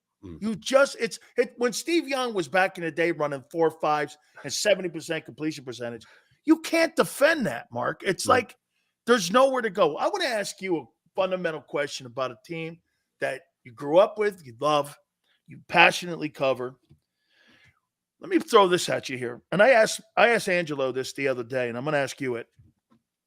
Do you think it's more important for Howie Roseman and Jeffrey Lurie to have control of the Eagles, or do you think it's more important for them to win the Lombardi? I think it's more important for them to have control. I mean, that pains you to say, doesn't it? It does, because it makes winning a Super Bowl a negative. And I had a conversation with somebody. That's the 17, right? Yeah, I had this conversation with somebody, and these words came out of their mouth, and my brain melted and poured out my ears, and I had to reassemble it somehow.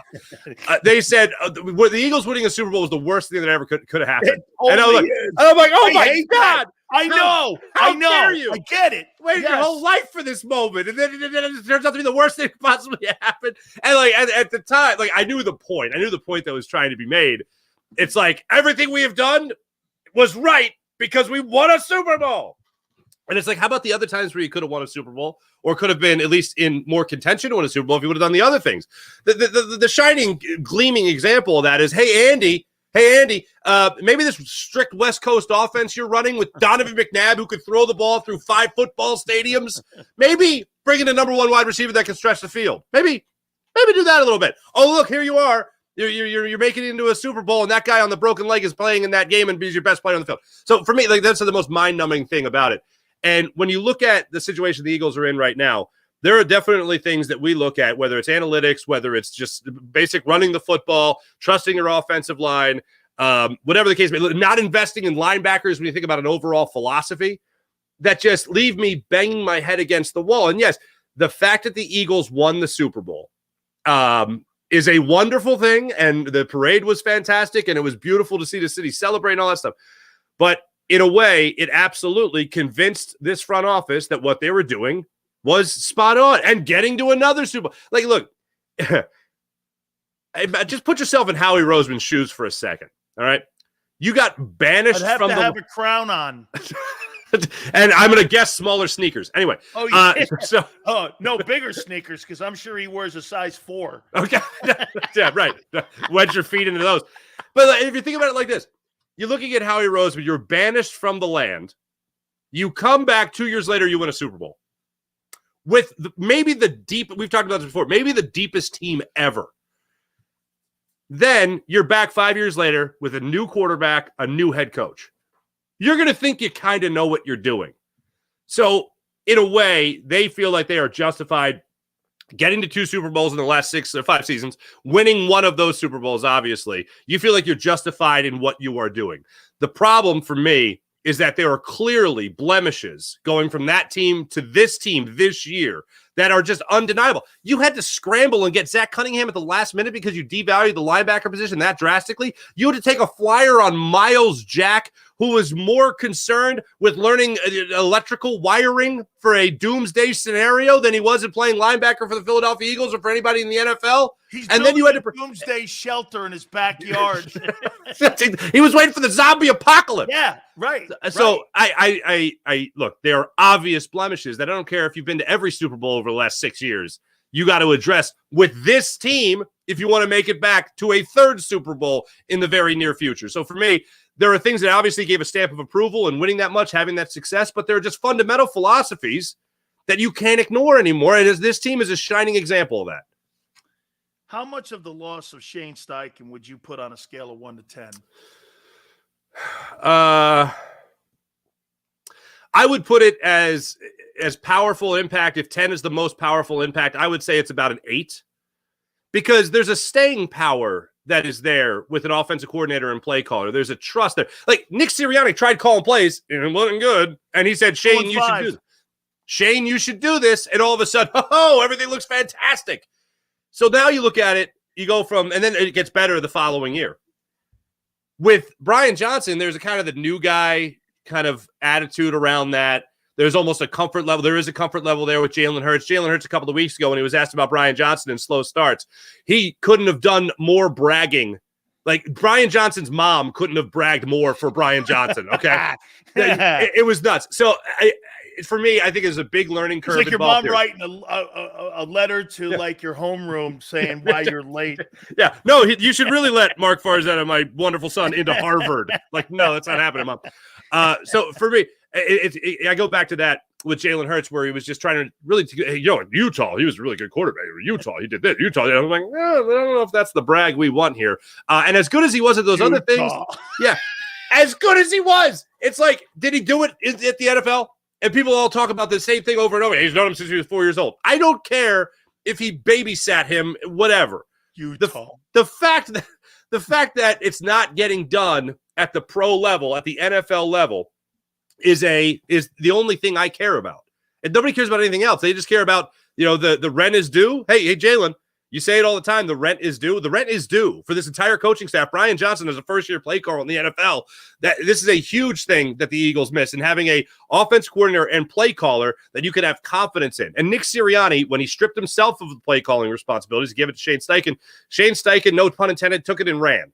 Brian Johnson now, I don't believe he's calling every single play that's out there. I think Nick Sirianni is a little bit more saying it, granted, with the offense having some sputters here. But I think it's a huge miss that I would definitely rank as an 8 in terms of 1 to 10 in most powerful impact. Not having Shane Steichen here, not having that trust, and not having that experience has certainly hurt this Eagles offense. Well, let me read you a quote here. Okay, I want to read you a quote from Nicky Sirianni here. On changing who is calling the plays for the Eagles, I do not think that that's the issue at all. I think Brian Johnson's doing a great job. I need to be able to manage the game the way I see fit. Thoughts? I mean, really, do you have to fall that hard on the sword for Howie? Excuse me. I mean, Brian. I mean, come on, Mark. Dude. Yeah. Don't answer that question. The best thing for me to do, I would go like this. We're putting things together. We're going to get it all together. We'll be all right. Instead, you go into this detail. Brian Johnson's doing a great job when everybody who watch bitty football or the little electronic football where you put the guys on. Oh my and you God. Start it, yeah. And that stuff just even those guys who know how to do that. Grandma's basement. Know that Brian Johnson's not doing that good a job. Why would he do that and say that? I liked his other quote, and I thought this is what you were going to say. When he was asked about it, he originally just said no. And I was like, and I would have had so much respect. I'm good with that, though. Yeah, I'm great with that. I mean, look. I think it was Tim McManus, ESPN, that asked the question, and said, "Can you expand upon that a little bit?" And that's where he gave the quote that you gave. But I'd rather have a head coach, like I said, almost similar to Sean Desai. Like, just be confident in what you're doing. Like, you put the research in, you did your homework, have confidence in it. Don't say, "Oh, well, we lost, so I changed everything." Okay, that's adorable, but no. In all seriousness, I want you to have confidence in what you're doing. I want your work during the week to pay off when kickoff happens. That's the first time I've heard that at an NFL press conference. The word's adorable. But hey, I'm going to go here. But here, you want to know what kind of maniac I am here and how I am I am a conspiracy theory guy, because I really do believe that there was more people that shot and killed President Kennedy. So again, I'm one of those kind of guys. All right. I don't really question the moon landing, because I'm Neil Armstrong's kind of like, because when I was a kid, that was kind of like my idol. When are we doing the conspiracy show, Sills? No. Oh, I would love to do that. I love conspiracies, and I got one here for you. Okay. So when Sirianni says, "I'm not changing who's calling the plays," I don't think that's the issue. Is he blaming Jalen Hurts? I mean, it certainly sounds like that. If it's not play calling, if it's not coaching, he's blaming the players at minimum here. Yeah, exactly. If it's not play calling, if it's not coaching, then... so it's the coaches that are doing a good job and not the players, according to the coaches. Yeah, you ask me how I'm doing, Sills. I'm doing a great job. You know what I'm saying? It's off-putting to me that, look, I understand you're not going to announce that you're going to strip Brian Johnson of play calling. And I got to be honest, I know it's always the fun thing for fans to do, to zero in on a coordinator and say, "This guy sucks and he's the reason." I don't think he's part of the solution per se. It's the analytics department.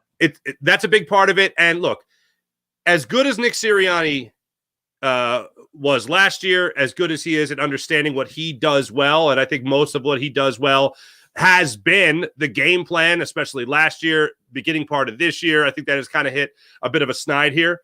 But when it comes to the rest of this season, I think it's only going to be salvaged if you really start trusting the players on the field and not more so the analytic department. I think you have to trust guys to get one of the great philosophies here in Philadelphia is investing in the trenches. So if you have this offensive line, I'll go back to it again. They're this talented, and you're making them pass block as much as you're doing. I know that goes back to Andy Reid, but you got DeAndre Swift here for a reason. No, he's not costing you top dollar or anything like that. But whenever people talk about following the money, I get it. I understand it. And John McMullen always talks about that, follow the money. I rather follow the talent. And if the talent, yes, they're spending money in talented positions, obviously. But when it comes to this offensive line, you can ride them to victory time and time again if you allow the run game to get the opportunity to break one loose. It's like you watch a game where maybe they've contained a guy like even Christian McCaffrey. You've contained Christian McCaffrey, but if it wasn't for that 145-yard run, he would only have 90 yards in the game. Well, the reason the 45-yard run happened is because they kept on hammering the football. And I know it's a pass-first league. I get that. But when you have guys like this on your offensive line, especially one as mobile, how are you not trusting them in the run game? And then what is beyond me is that one of the things that has made this offensive line so damn good is you have guys who are, you can't really talk about many offensive linemen still, as nimble, like guys that can get outside. Every single one of these guys is an athlete. And they're not using their athletic ability. Athletes. So you're just not fat guys. Those are some of the best athletes. Let me say this. When that guy, Jason Kelce, leaves, that brotherly shove is gone. It'll be gone because he is the master of that thing. Carson Wentz ran that thing 26 to 27 times to success when he was doing it, when they were doing that quarterback sneak. They weren't calling it anything then. But I'm telling you, Jason Kelce is one of the reasons. I want to ask you one last question here. Howie on the retooling of the defense. I mean, the linebacker core, every single guy that's in and active right now was waived. You don't have one guy, because Dean's on IR. You don't have one guy you drafted. Okay? You have no edge depth. Josh Sweat has played more plays. Do you know Josh Sweat has played more plays now than he's played at any time in his career to this point? He's still got 4 games left. Oof. Okay? Oof. So when people are going, he hasn't had a sack in a couple games. 2 games ago, he hit the 100-play mark. He's played more plays now with no edge help. Look at your corners. Now, the Bradbury extension is in hindsight. Would I have done it? Yes. I thought he was the better corner because of that year ago. But I always said to people, those guys play center field. They're not lockdown corners. They're not press corners. They can't do it. They fit into the system that the Eagles like. Slay's not been horrible if you look at everything, but the safety, look at the safety room. I mean, there's not a talented guy. And Reed Blankenship, I'm sorry. I'm not building my team around him or Dallas Goedert. You know why? Because you're hurt all the time. I can't have a guy miss 25 to 27% of your career every week or every year and sit there and think that I'm going to have you on my team. As talented as Dallas Goedert is, do you know that guy misses 27% of the season every year? Not surprising, yeah, for that percentage. Okay, yeah. well, how do you build your offense around that? Mm-hmm. And one of the most important positions today, Mark, is the tight end position because of the lack of linebackers that you see in the league today when it comes to cover two guys like, say, a guy like Derek Brooks, or remember the guy Ryan Shazier back in the day? Was of course. On Gronk. Yeah. He was spectacular, right? Okay. He was the Gronk equalizer back in the day when Pittsburgh was playing well. Anyway, I mean, Howie, he kind of like nickel and dime that whole thing on that side of the ball. And you wonder why you're sitting here. This is not a 2-week thing. You're last in almost every statistic, Mark, defensively. That's 15 weeks. That's not 2 weeks. This is a trend in who you're not getting better over there. Anybody who thinks that defense is going to get better, you're crazy. The only guy playing great ball there is Reddick still. Mm-hmm. The thing that's really wild to me is that as much as I love Jalen Carter, I no matter who you are, if you're a rookie, I worry about the rookie wall. That is the concern with me. It's a rookie rep wall. And Jordan Davis has hit the rep wall. Okay. And what I mean, he's never played this amount of reps. In his 4 years at Georgia, they rotated the entire time. Mm-hmm. And so when you get up near 122, 190, especially big guys, 348, 305, you're getting up near that 70 play mark, and you're getting up there and you're getting over that. Dude, it's the reps. They're playing too many reps. They miss Linval Joseph and Ndamukong Suh. Oh, absolutely. Absolutely. And when did they get both those players? Mid-season. It was yes, and also Fletcher Cox had just played himself into the ground against Washington. Was it the Pittsburgh game last year? And then all of a sudden they brought those dudes in, and he's played the best DT in the last year from that Pittsburgh or Tennessee game, maybe to this point. I think he's played the best defensive tackle all year for the Eagles. Yeah, I would agree with that. I'm trying to remember what game it was, but yeah, it was after he played a insane amount of snaps with Fletcher Cox that they went out there and said, "Okay, hold on, maybe that was a bit too big of an ask to ask Fletcher Cox to play that much." And that's where they got Linval Joseph. That's where they got Ndamukong Suh.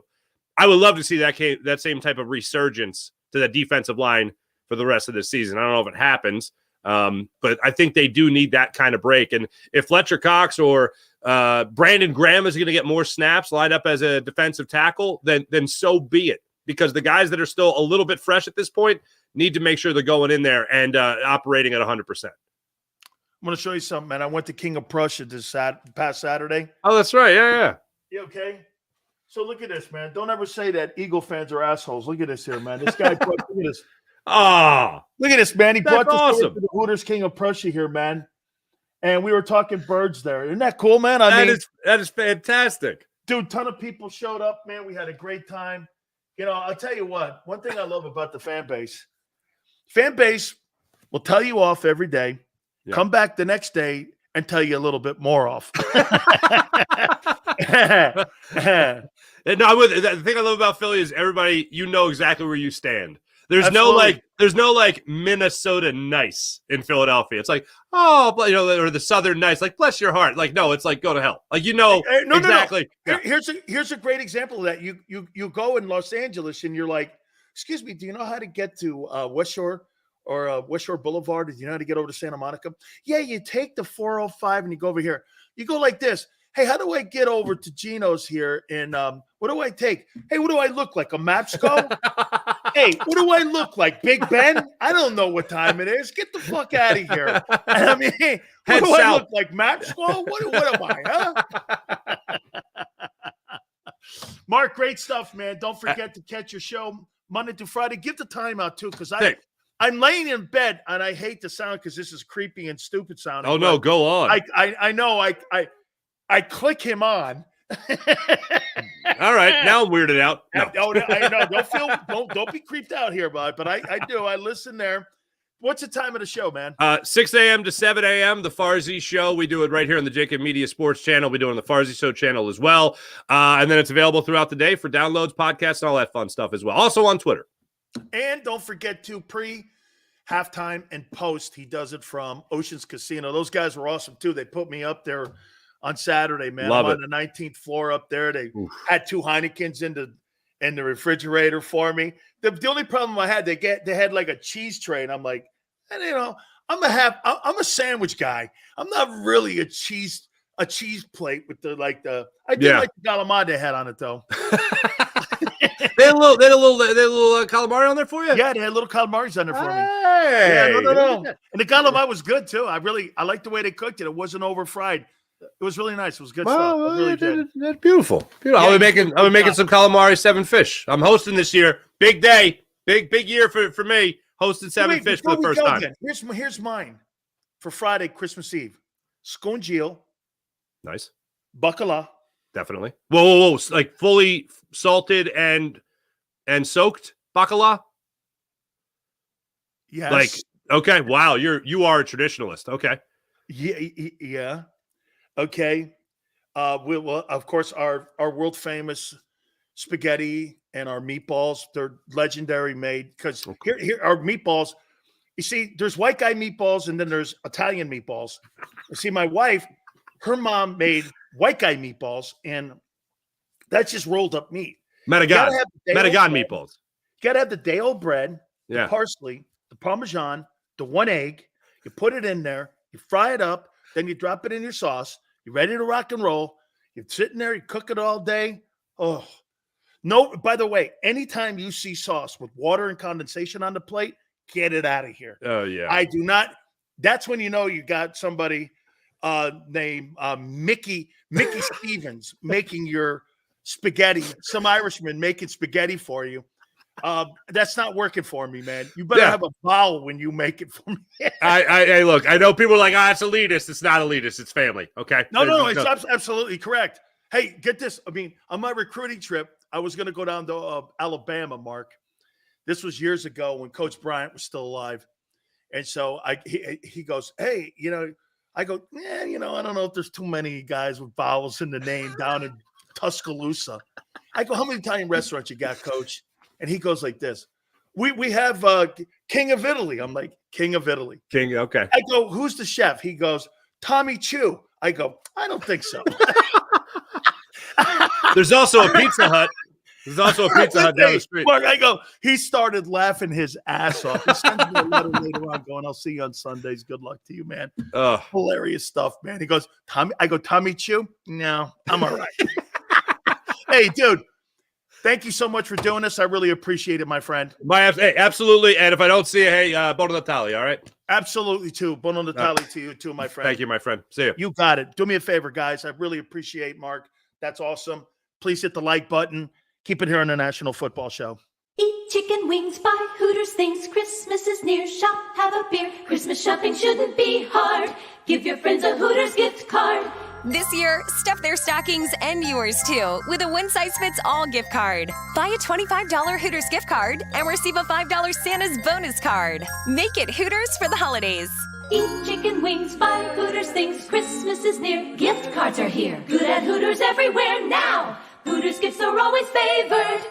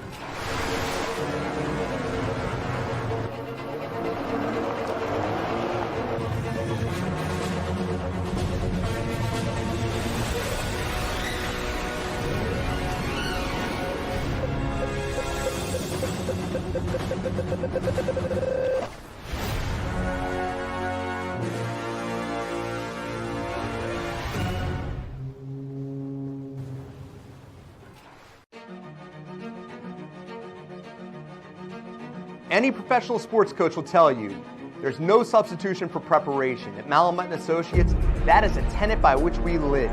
We prepare from day one for victory. Anything less is not acceptable. Underdog Fantasy has a way for you to play alongside your favorite football team all season long with their fantasy pick'em game.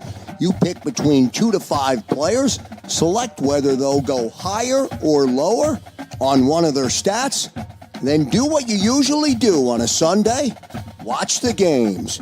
You can win up to 20 times your money in a single game by going 5 for 5. It's a fantasy game, and the Sports Betting Show wants you to get involved. Go to UnderdogFantasy.com. When you sign up, use the promo code WIN, and Underdog will double your first deposit up to $100. That's UnderdogFantasy.com. Use the promo code WIN.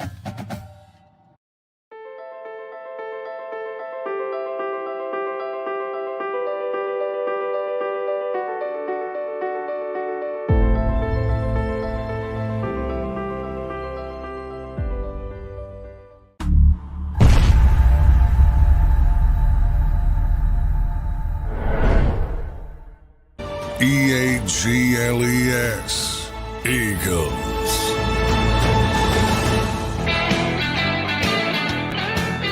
It's Bill. Power Hour. How you doing, man? We got a ton of stuff to hit on yet. We're going to reset a little bit. Look, guys, your saving grace in your archangel is Jalen Hurts. Use him. You're paying him. Stop saving him. What are you going to save him for, a rainy day? Man, you would never save Secretariat for a rainy day.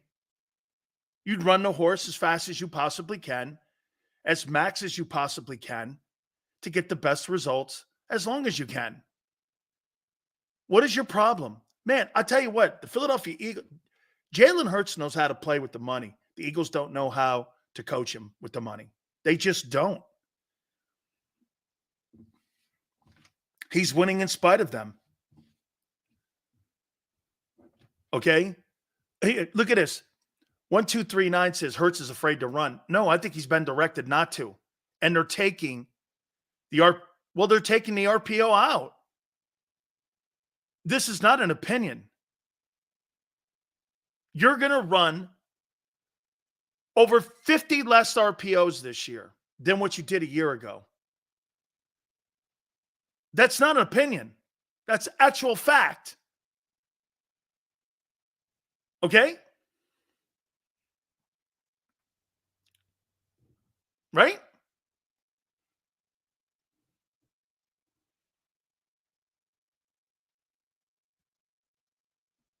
Why are they saving him then?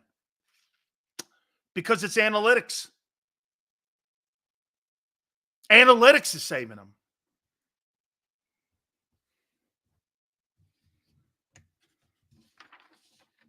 You know, like I said to you before. Oh, it's funny. I went back on the internet and I looked at my prediction about the Cowboys. It wasn't so much that I said that Dak Prescott would win the MVP. I said that Dak Prescott on August 1st would beat the Eagles in the NFC title game to go to the Super Bowl and win it.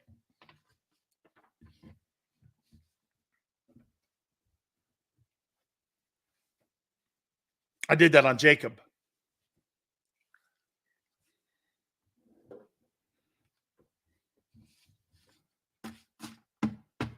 I had the Bills going, kind of still hanging in there. Because you got two fabulous quarterbacks, Josh Allen and Dak Prescott. Prescott's going to win the MVP. You can almost, he beats Josh Allen, he's won it. He'll win it. Plus, he's got a couple gauntlet games coming up for him. He's going to win that thing. If it came down to a 3-person tie between Jalen Hurts, Dak Prescott, and Brock Purdy, they'll probably give it to Dak Prescott. They're not giving it to Hurts. Just take a look at that. MVP odds as of today. Dak Prescott, number 1, 155. Number 2, plus 165. Brock Purdy. Number 3, Lamar Jackson, plus 550. Number 4, it took Brady. Sue goes, you see what Sue did right there? Hey, Sue. Sue goes, took him 9 years. Do me a favor, someone. Look up how long it took Tom Brady to win a MVP. Will someone look up how long it took Tom Brady to win an MVP? How long did it take Tom Brady?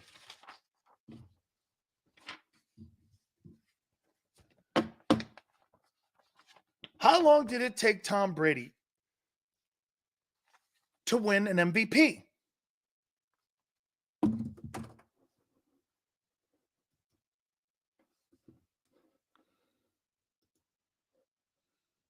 And what year did he get to the Patriots?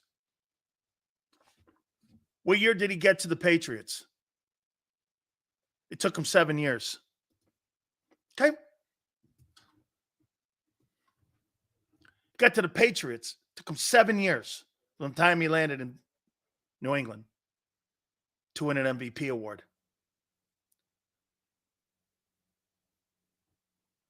Took Dak 9. All right.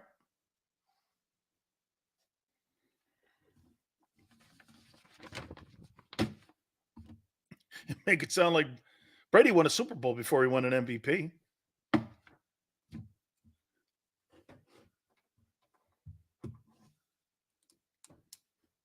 Just perspective for you, that's all. Dak never had a head coach good enough until now. Yeah. Yeah. Yep. That's right. Very few people do what Lamar Jackson did or Mahomes, that young, win MVPs. Okay. Very, very few. Oh, and Jalen Hurts is plus 1,000. Jalen's in the 4-hole now. Okay. Dak has way better talent around him. Are you on drugs? There is no place, Bleach, that Jalen Hurts doesn't have better talent around him than Dak Prescott. Nowhere on the offense. Nowhere. That is not true. Dak has, now you're going to lie and make something up. A.J. Brown is better than CD. Devontae is better than Michael Gallup and Brandon Cooks combined. Goddard's better than Jake Ferguson, who's rapidly getting better. The 2 offensive tackles are better. Zach Martin, that goes to the Cowboys. The center is a Hall of Famer. And you probably get the right guard. You don't get the right tackle because he's going to Canton too. So don't say that. Troy Vincent came out and denied the rumors that the NFL is looking into banning the brotherly shove. You buy it?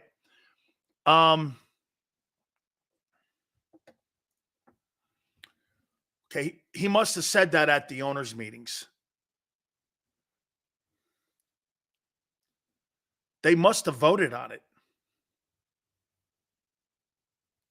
Tone, they must have voted on it privately. The competition committee. They must have, for him to say it publicly, what he's not telling you is they addressed it. They voted on it.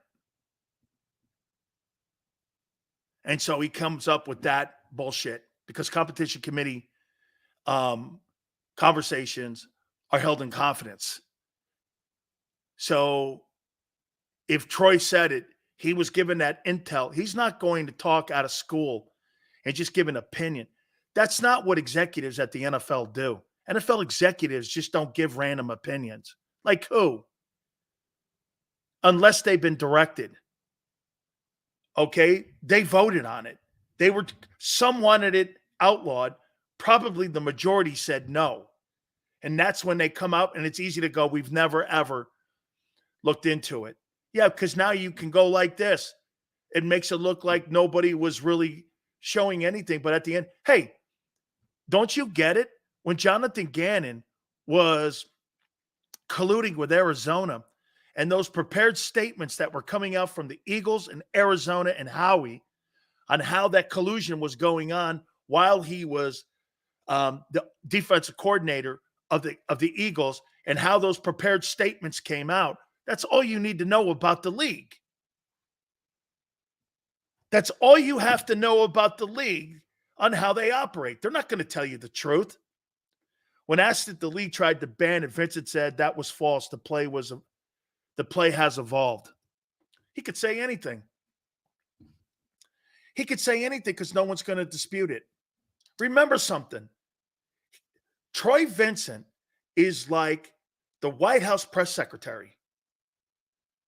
That's who he is. He's like the White House press secretary.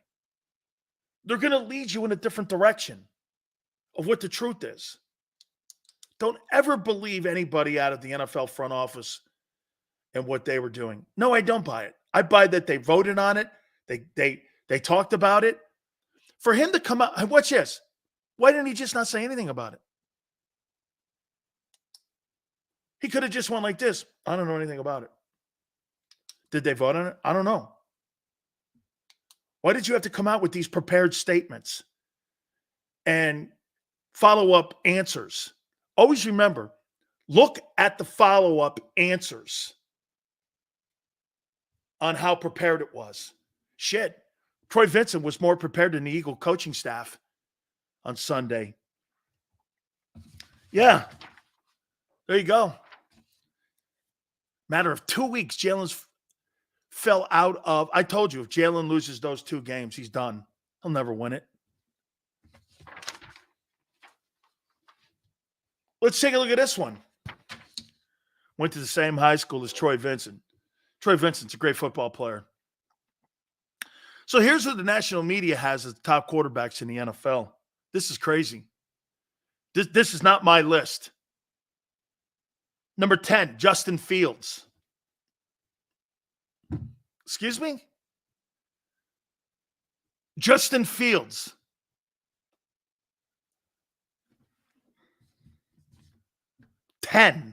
Justin Fields. Who would take Justin Fields over Justin Herbert or Trevor Lawrence or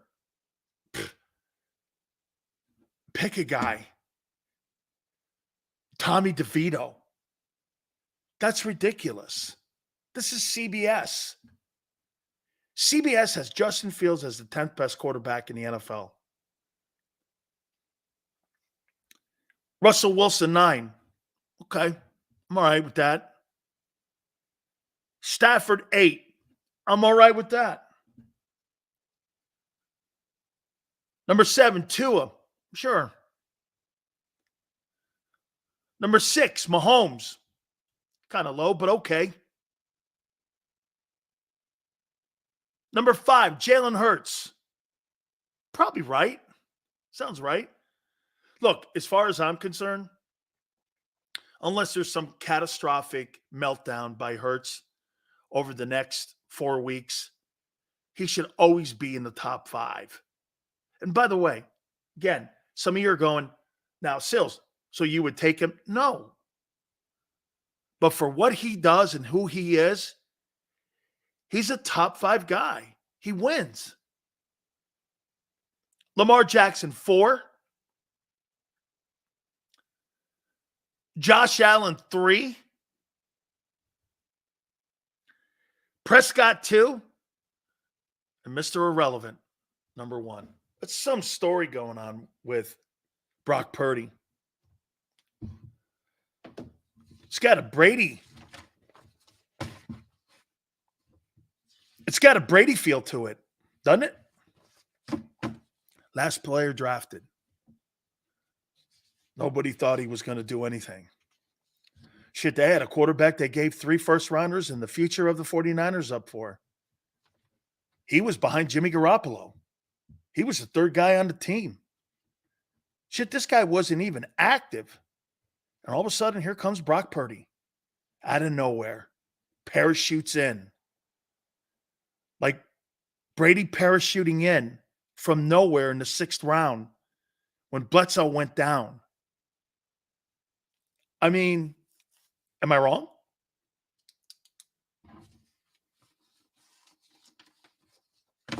This ain't my list. This is not my list. They got Brock Purdy as the number 1 quarterback in the league.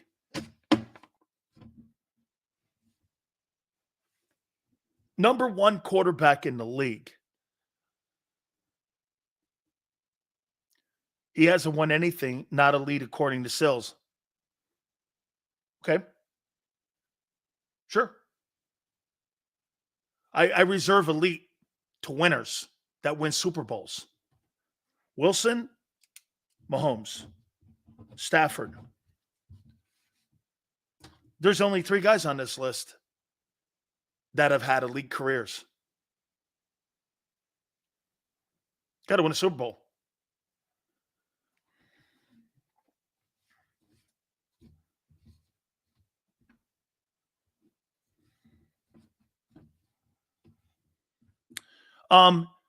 Eli won 2 and 2 MVPs. Don't forget. And 2 MVPs. Purdy's having a better year than any quarterback this year. How about this one? How about this little nugget?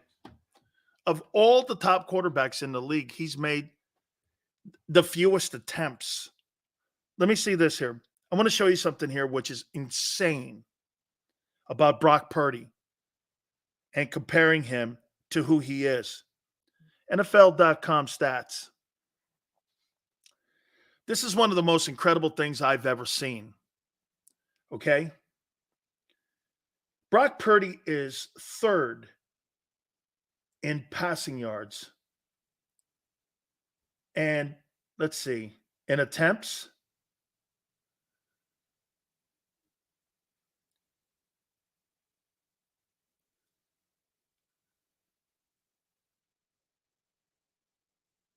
One, 2, 3, 4, 5, 6, 7, 8, 9, 10, 11, 12, 13, 14, 15, 16, 17, 18, 19, 20, 21, 22. He's 22nd in attempts, and he's 3rd in passing yards in the league.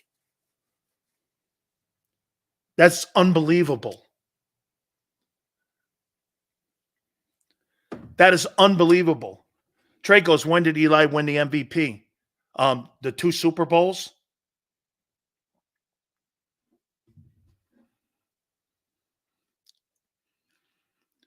I mean,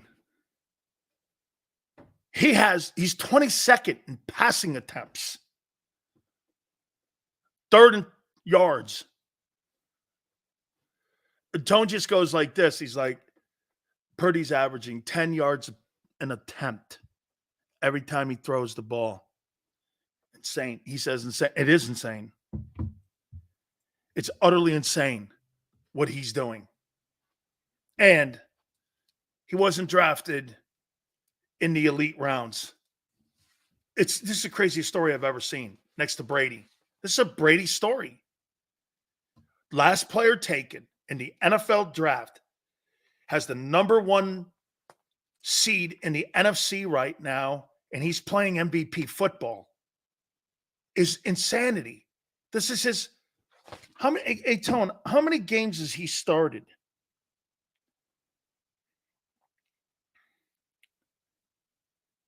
Brock Purdy stats.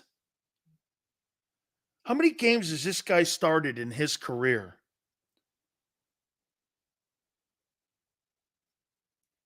He started 18 ball games.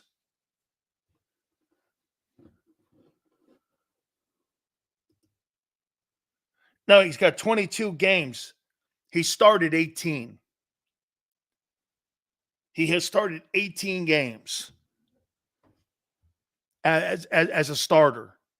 Yeah, he played in 22, 18 starting. And get this. This is basically a full season so far. I'll ask you a question because you guys are professionals at giving guys money right away. He's 15-3 as a starter. He's attempted 529, 366, 69 quarterback rating. He's thrown in 18 games, almost 5,000 yards. 38 touchdowns, 11 picks. And he's got a quarterback rating of 113.8. Since you guys gave Jalen Hurts after 15 ball games last year, Jalen had 15 plus the games the previous year in 21. So he had a little bit more of a size to go on, but he was really given that money off of last year. Would you play Brock Purdy the most money of any quarterback in the league if you're the San Francisco 49ers? By the way, he's got this year and another year, yet still to have to play on that contract. Would you make him the highest paid quarterback in the league? What if he wins the Super Bowl? If Brock Purdy wins the Super Bowl and he's putting these numbers up consistently, you pay him $60 million, Purdy will get a pay raise. He can't get a pay raise yet. He's still on a rookie deal.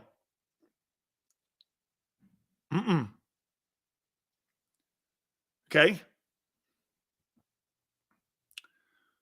Now wait a minute. Does he have another year? If he has 1 year remaining, I think they can give him an extension and then pay him the bonus like they did Hurts. Because Hurts is still on his rookie deal, salary-wise. And he doesn't get kicked in next year on his base until March 14th, 24. Because that's when the new year starts in the league. That's when that salary gets kicked in. He's off the signing bonus percentage now. I think if you have 1 year remaining, you get to negotiate that come January 8th. If I'm not mistaken, I think you can begin negotiations. It's either February 8th or January 8th that you get to start negotiating an extension and talk about, you can give him, man, he would probably make $200 million or $175 million on a signing bonus. $200 million on a signing bonus. Brock Purdy's going to be the highest paid quarterback in the league if he continues what he's doing, especially if he wins it. All bets are off. If Brock Purdy wins the Super Bowl, all bets are off. Okay? All bets are off here. Here's the way we're sitting right now. We'll take a look at also, too. There's Saturday games this year or this week as we head into week 15. Man, we're coming down to it now. You know what this time of the year is in the NFL? This is positioning. This is positioning. Yeah, can you think of another story outside of Brady where a guy was so lowly drafted that he went on to do the things that Purdy's doing right now? Now, I will say this. He parachuted into a loaded team now, but the quarterback was not revered in any way. But I'm trying to think of anybody but Brady. Have we ever seen a late round quarterback do what Brock Purdy's doing? Dak, fourth round, what is it, fourth? Prescott's a fourth rounder, right? Yeah, but he's not winning like this. Okay, Dak did win like this. I'm trying to think of somebody that I can remember that just parachuted in out of nowhere. Now, Kurt Warner's story, he was cut 5 times.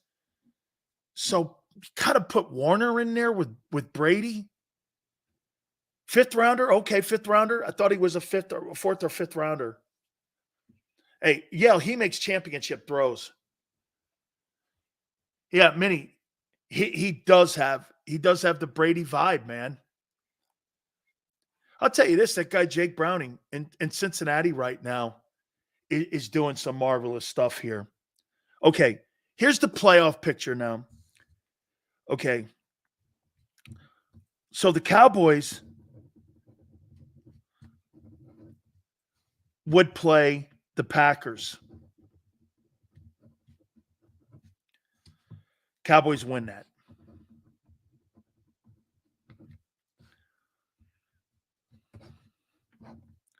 Lions play the Vikings. I'll take the Lions.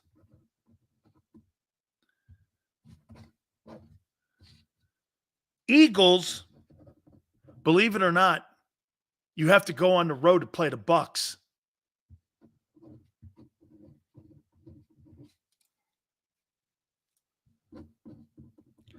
Hey, the Bucs are going to have an underwater record. And you're going to have to go on the road and play the Bucs in Tampa at Raymond James. So, I think the Cowboys win, the Lions win, and the Eagles win. So what does that mean? Your opening round game is against the 49ers.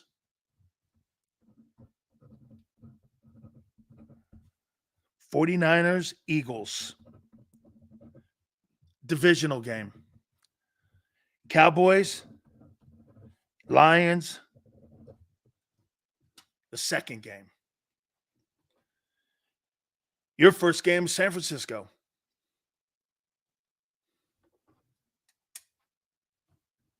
And you're in Santa Clara, like Yale said. Wow. Wow. Holy cow, you're one and done. You're one and done. Man. Hey, Maniac goes, piece of cake, Sills. I'll take 2. Dude, you're in the 5-hole right now, guy. You're a wild card.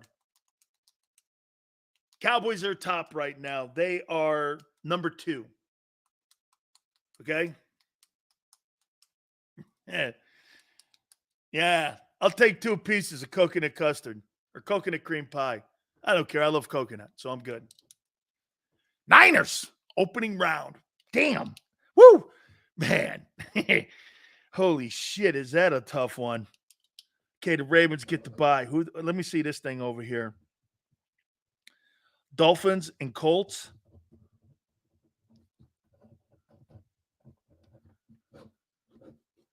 Chiefs. Steelers.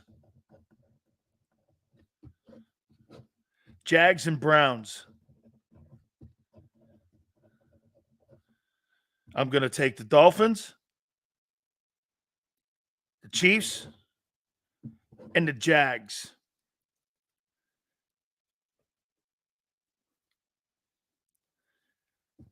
Ravens will play probably the Jags.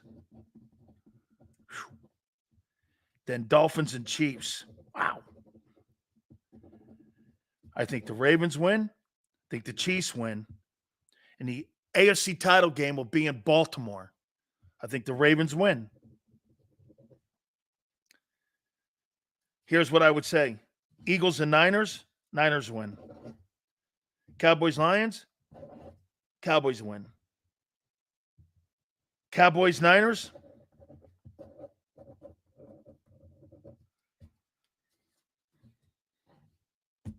I got the Cowboys winning the Super Bowl, but I don't know. 49ers, Ravens. Brock Purdy wins the Super Bowl.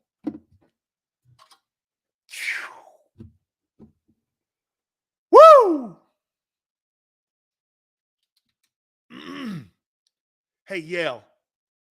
Brock Purdy wins that Super Bowl, man. He'll be the face of the league. They'll plaster him everywhere. See?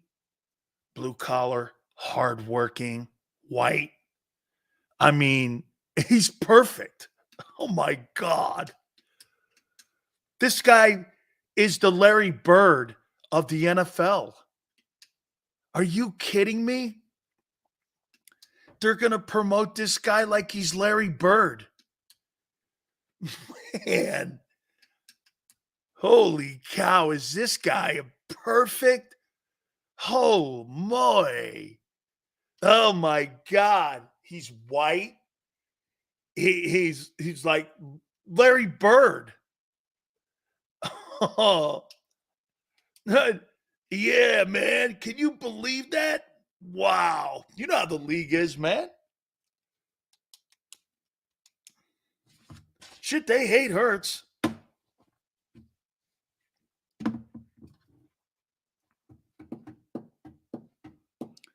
Hey, hang on here.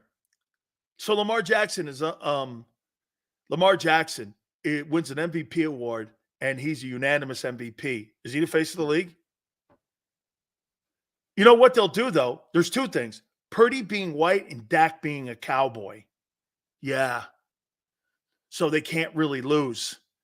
If the Cowboys win, they got Dak and the Cowboys to promote.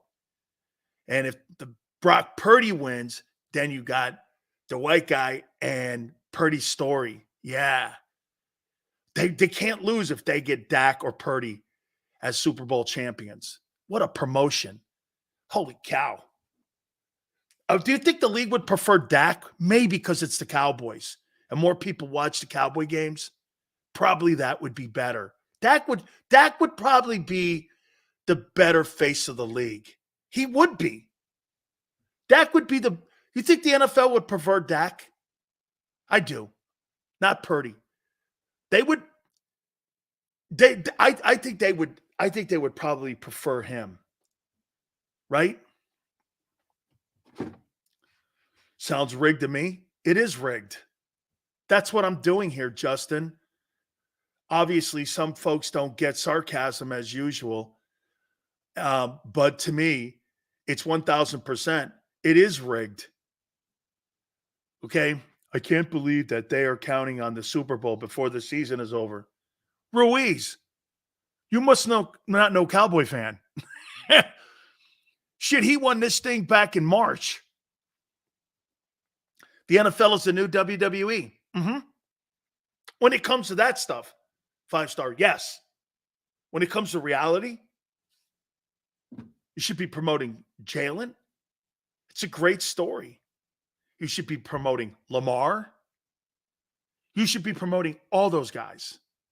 Tremendous talented players. Okay? So, Brock Purdy invented modern medicine. I'll tell you what, LJ, I can't wait to hire you, man, to write my autobiography. You must spend about, 800. You must type 800 of these things. I love it, too. Thank you, by the way. I appreciate you doing that for me. It's a wonderful gesture by you. LJ, thank you. No, I'm not goofing on him. Fast fingers, baby. That's what my old lady says. How you doing? Rubbing her neck, jackasses. Don't go sick on me, okay? Rubbing her neck. Rubbing her neck. Seals, who do you think was leaking info on the team? RTF. I believe Derek Gunn. I don't believe the guy up in Boston because I know the guy in Boston.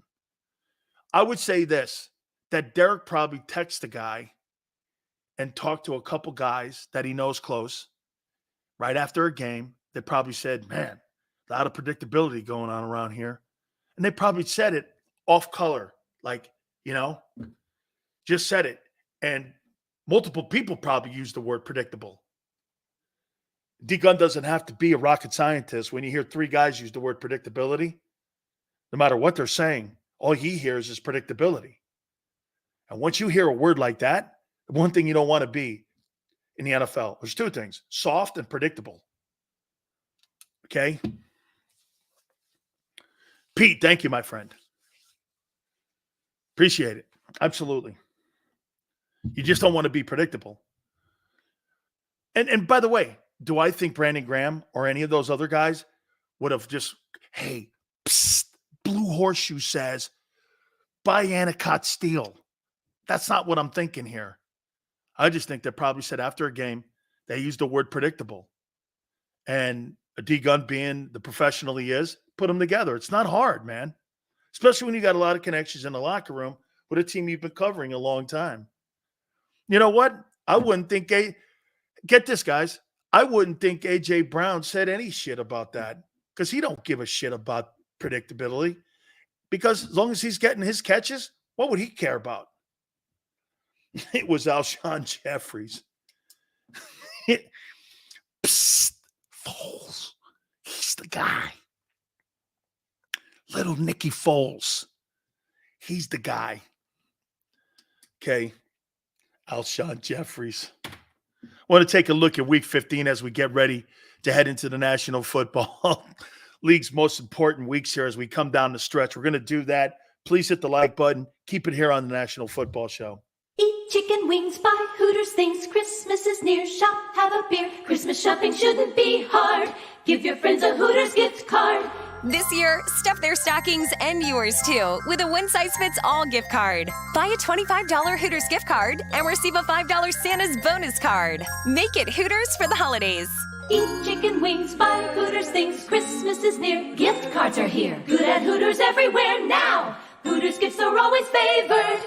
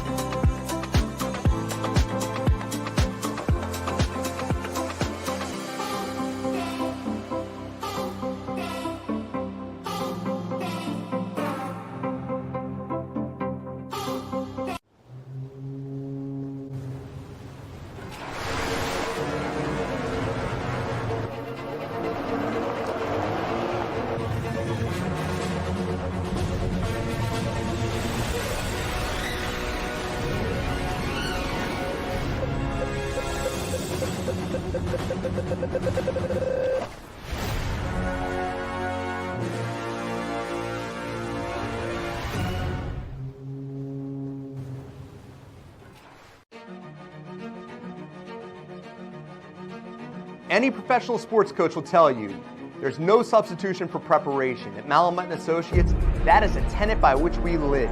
We prepare from day one for victory. Anything less is not acceptable. Underdog Fantasy has a way for you to play alongside your favorite football team all season long with their fantasy pick'em game. You pick between 2 to 5 players, select whether they'll go higher or lower on one of their stats, then do what you usually do on a Sunday, watch the games. You can win up to 20 times your money in a single game by going 5 for 5. It's a fantasy game, and the Sports Betting Show wants you to get involved. Go to UnderdogFantasy.com. When you sign up, use the promo code WIN, and Underdog will double your first deposit up to $100. That's UnderdogFantasy.com. Use the promo code WIN.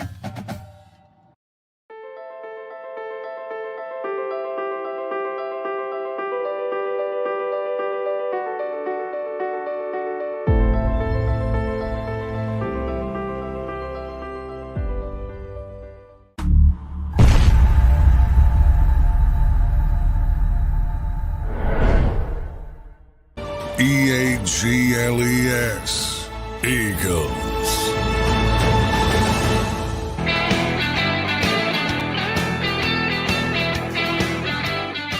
Is that supposed to be sarcasm? See, that's sarcasm right there with Maniac. Seals, you need to do 6 days a week, no excuses, bud. Now, wait a minute. He goes like this. He goes, I'm so tired of being bored Saturday from 2 to 6. Come on, man. You know, wait a minute. You got me out of the Dan cave to go to King of Prussia. Jesus Christ, isn't that an... Yeah, hey, Maniac, you ask so much of me. God. Oh, man. You ask so much of me, man. Have to get on an airplane, eat food, stay in hotels, show up to Hooters, remotes. This is too much. You're asking way too much of me. Right? Yeah. I mean, I have to get on an airplane, sit in an aisle by myself the whole way there and back. Oh my God, I got an aisle to myself there and back. You know how, get this. I come walking up to the front desk. Lady goes like this. You play ball? I said, do I look like I play ball now? She's like, did you? And I went, yes. And then I'll tell you what happened in Philly. And you'll dig this. Tone, you're going to love your Philly fans. So, okay. I got an aisle seat and an entire row for you. And I went, here's 2 drink cards. I didn't use it because it was early in the morning to drink. So I'm like, oh, okay. So I got tomato juice or something like that and some water, whatever. So I had the whole thing here. As I come back from Philadelphia to come back to San Diego, there's this Nubian queen, and she is gorgeous. I come rolling up to the desk, and she goes, hey, did you play ball? I go, yeah. She goes, for who? I go, the Cowboys. She goes,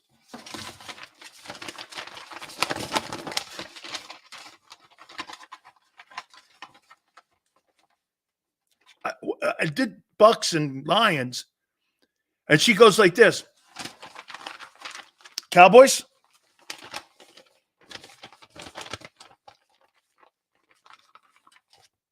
It was a long time ago. She goes, since I asked, she goes, we played the Cowboys today. And as soon as I'm off here, I'm going home and I'm watching the game. Okay.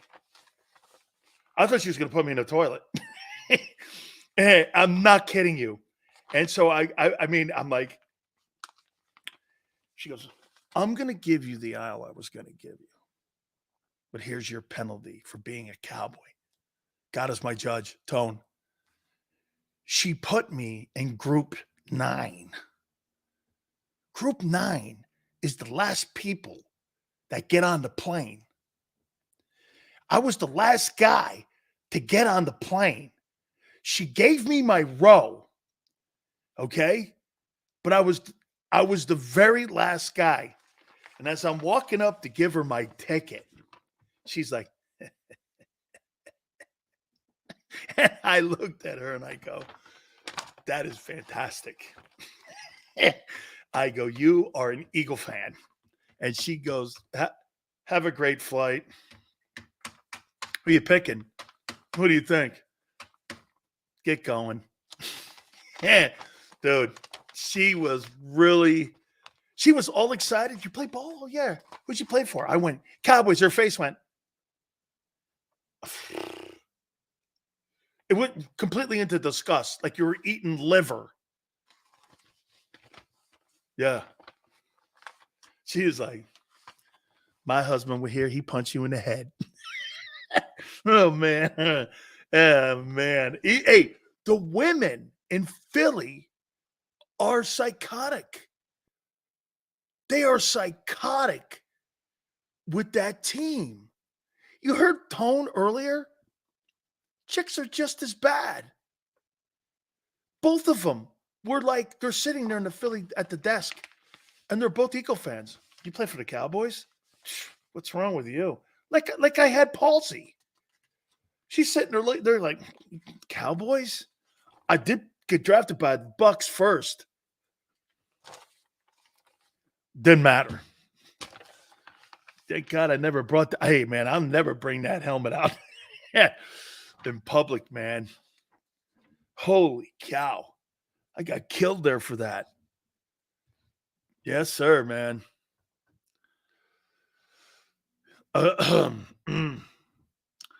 LJ says, what are your thoughts on Howie Roseman and the amount of control he has? Now, my concern more is about the amount of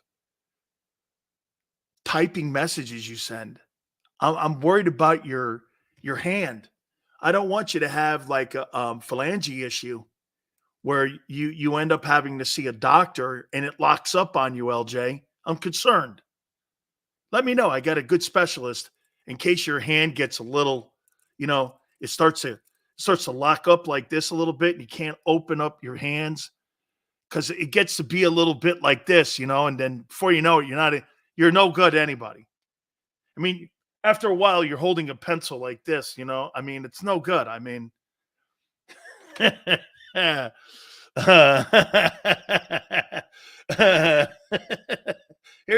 LJ's like this after the show. What's wrong with my hands? Is there what's wrong with my hands? I can't stop the shaking. I got Sileo shaking syndrome from all the things I've typed. Here's LJ. Shaking Sil's hand syndrome. Like I'm throwing gang signs.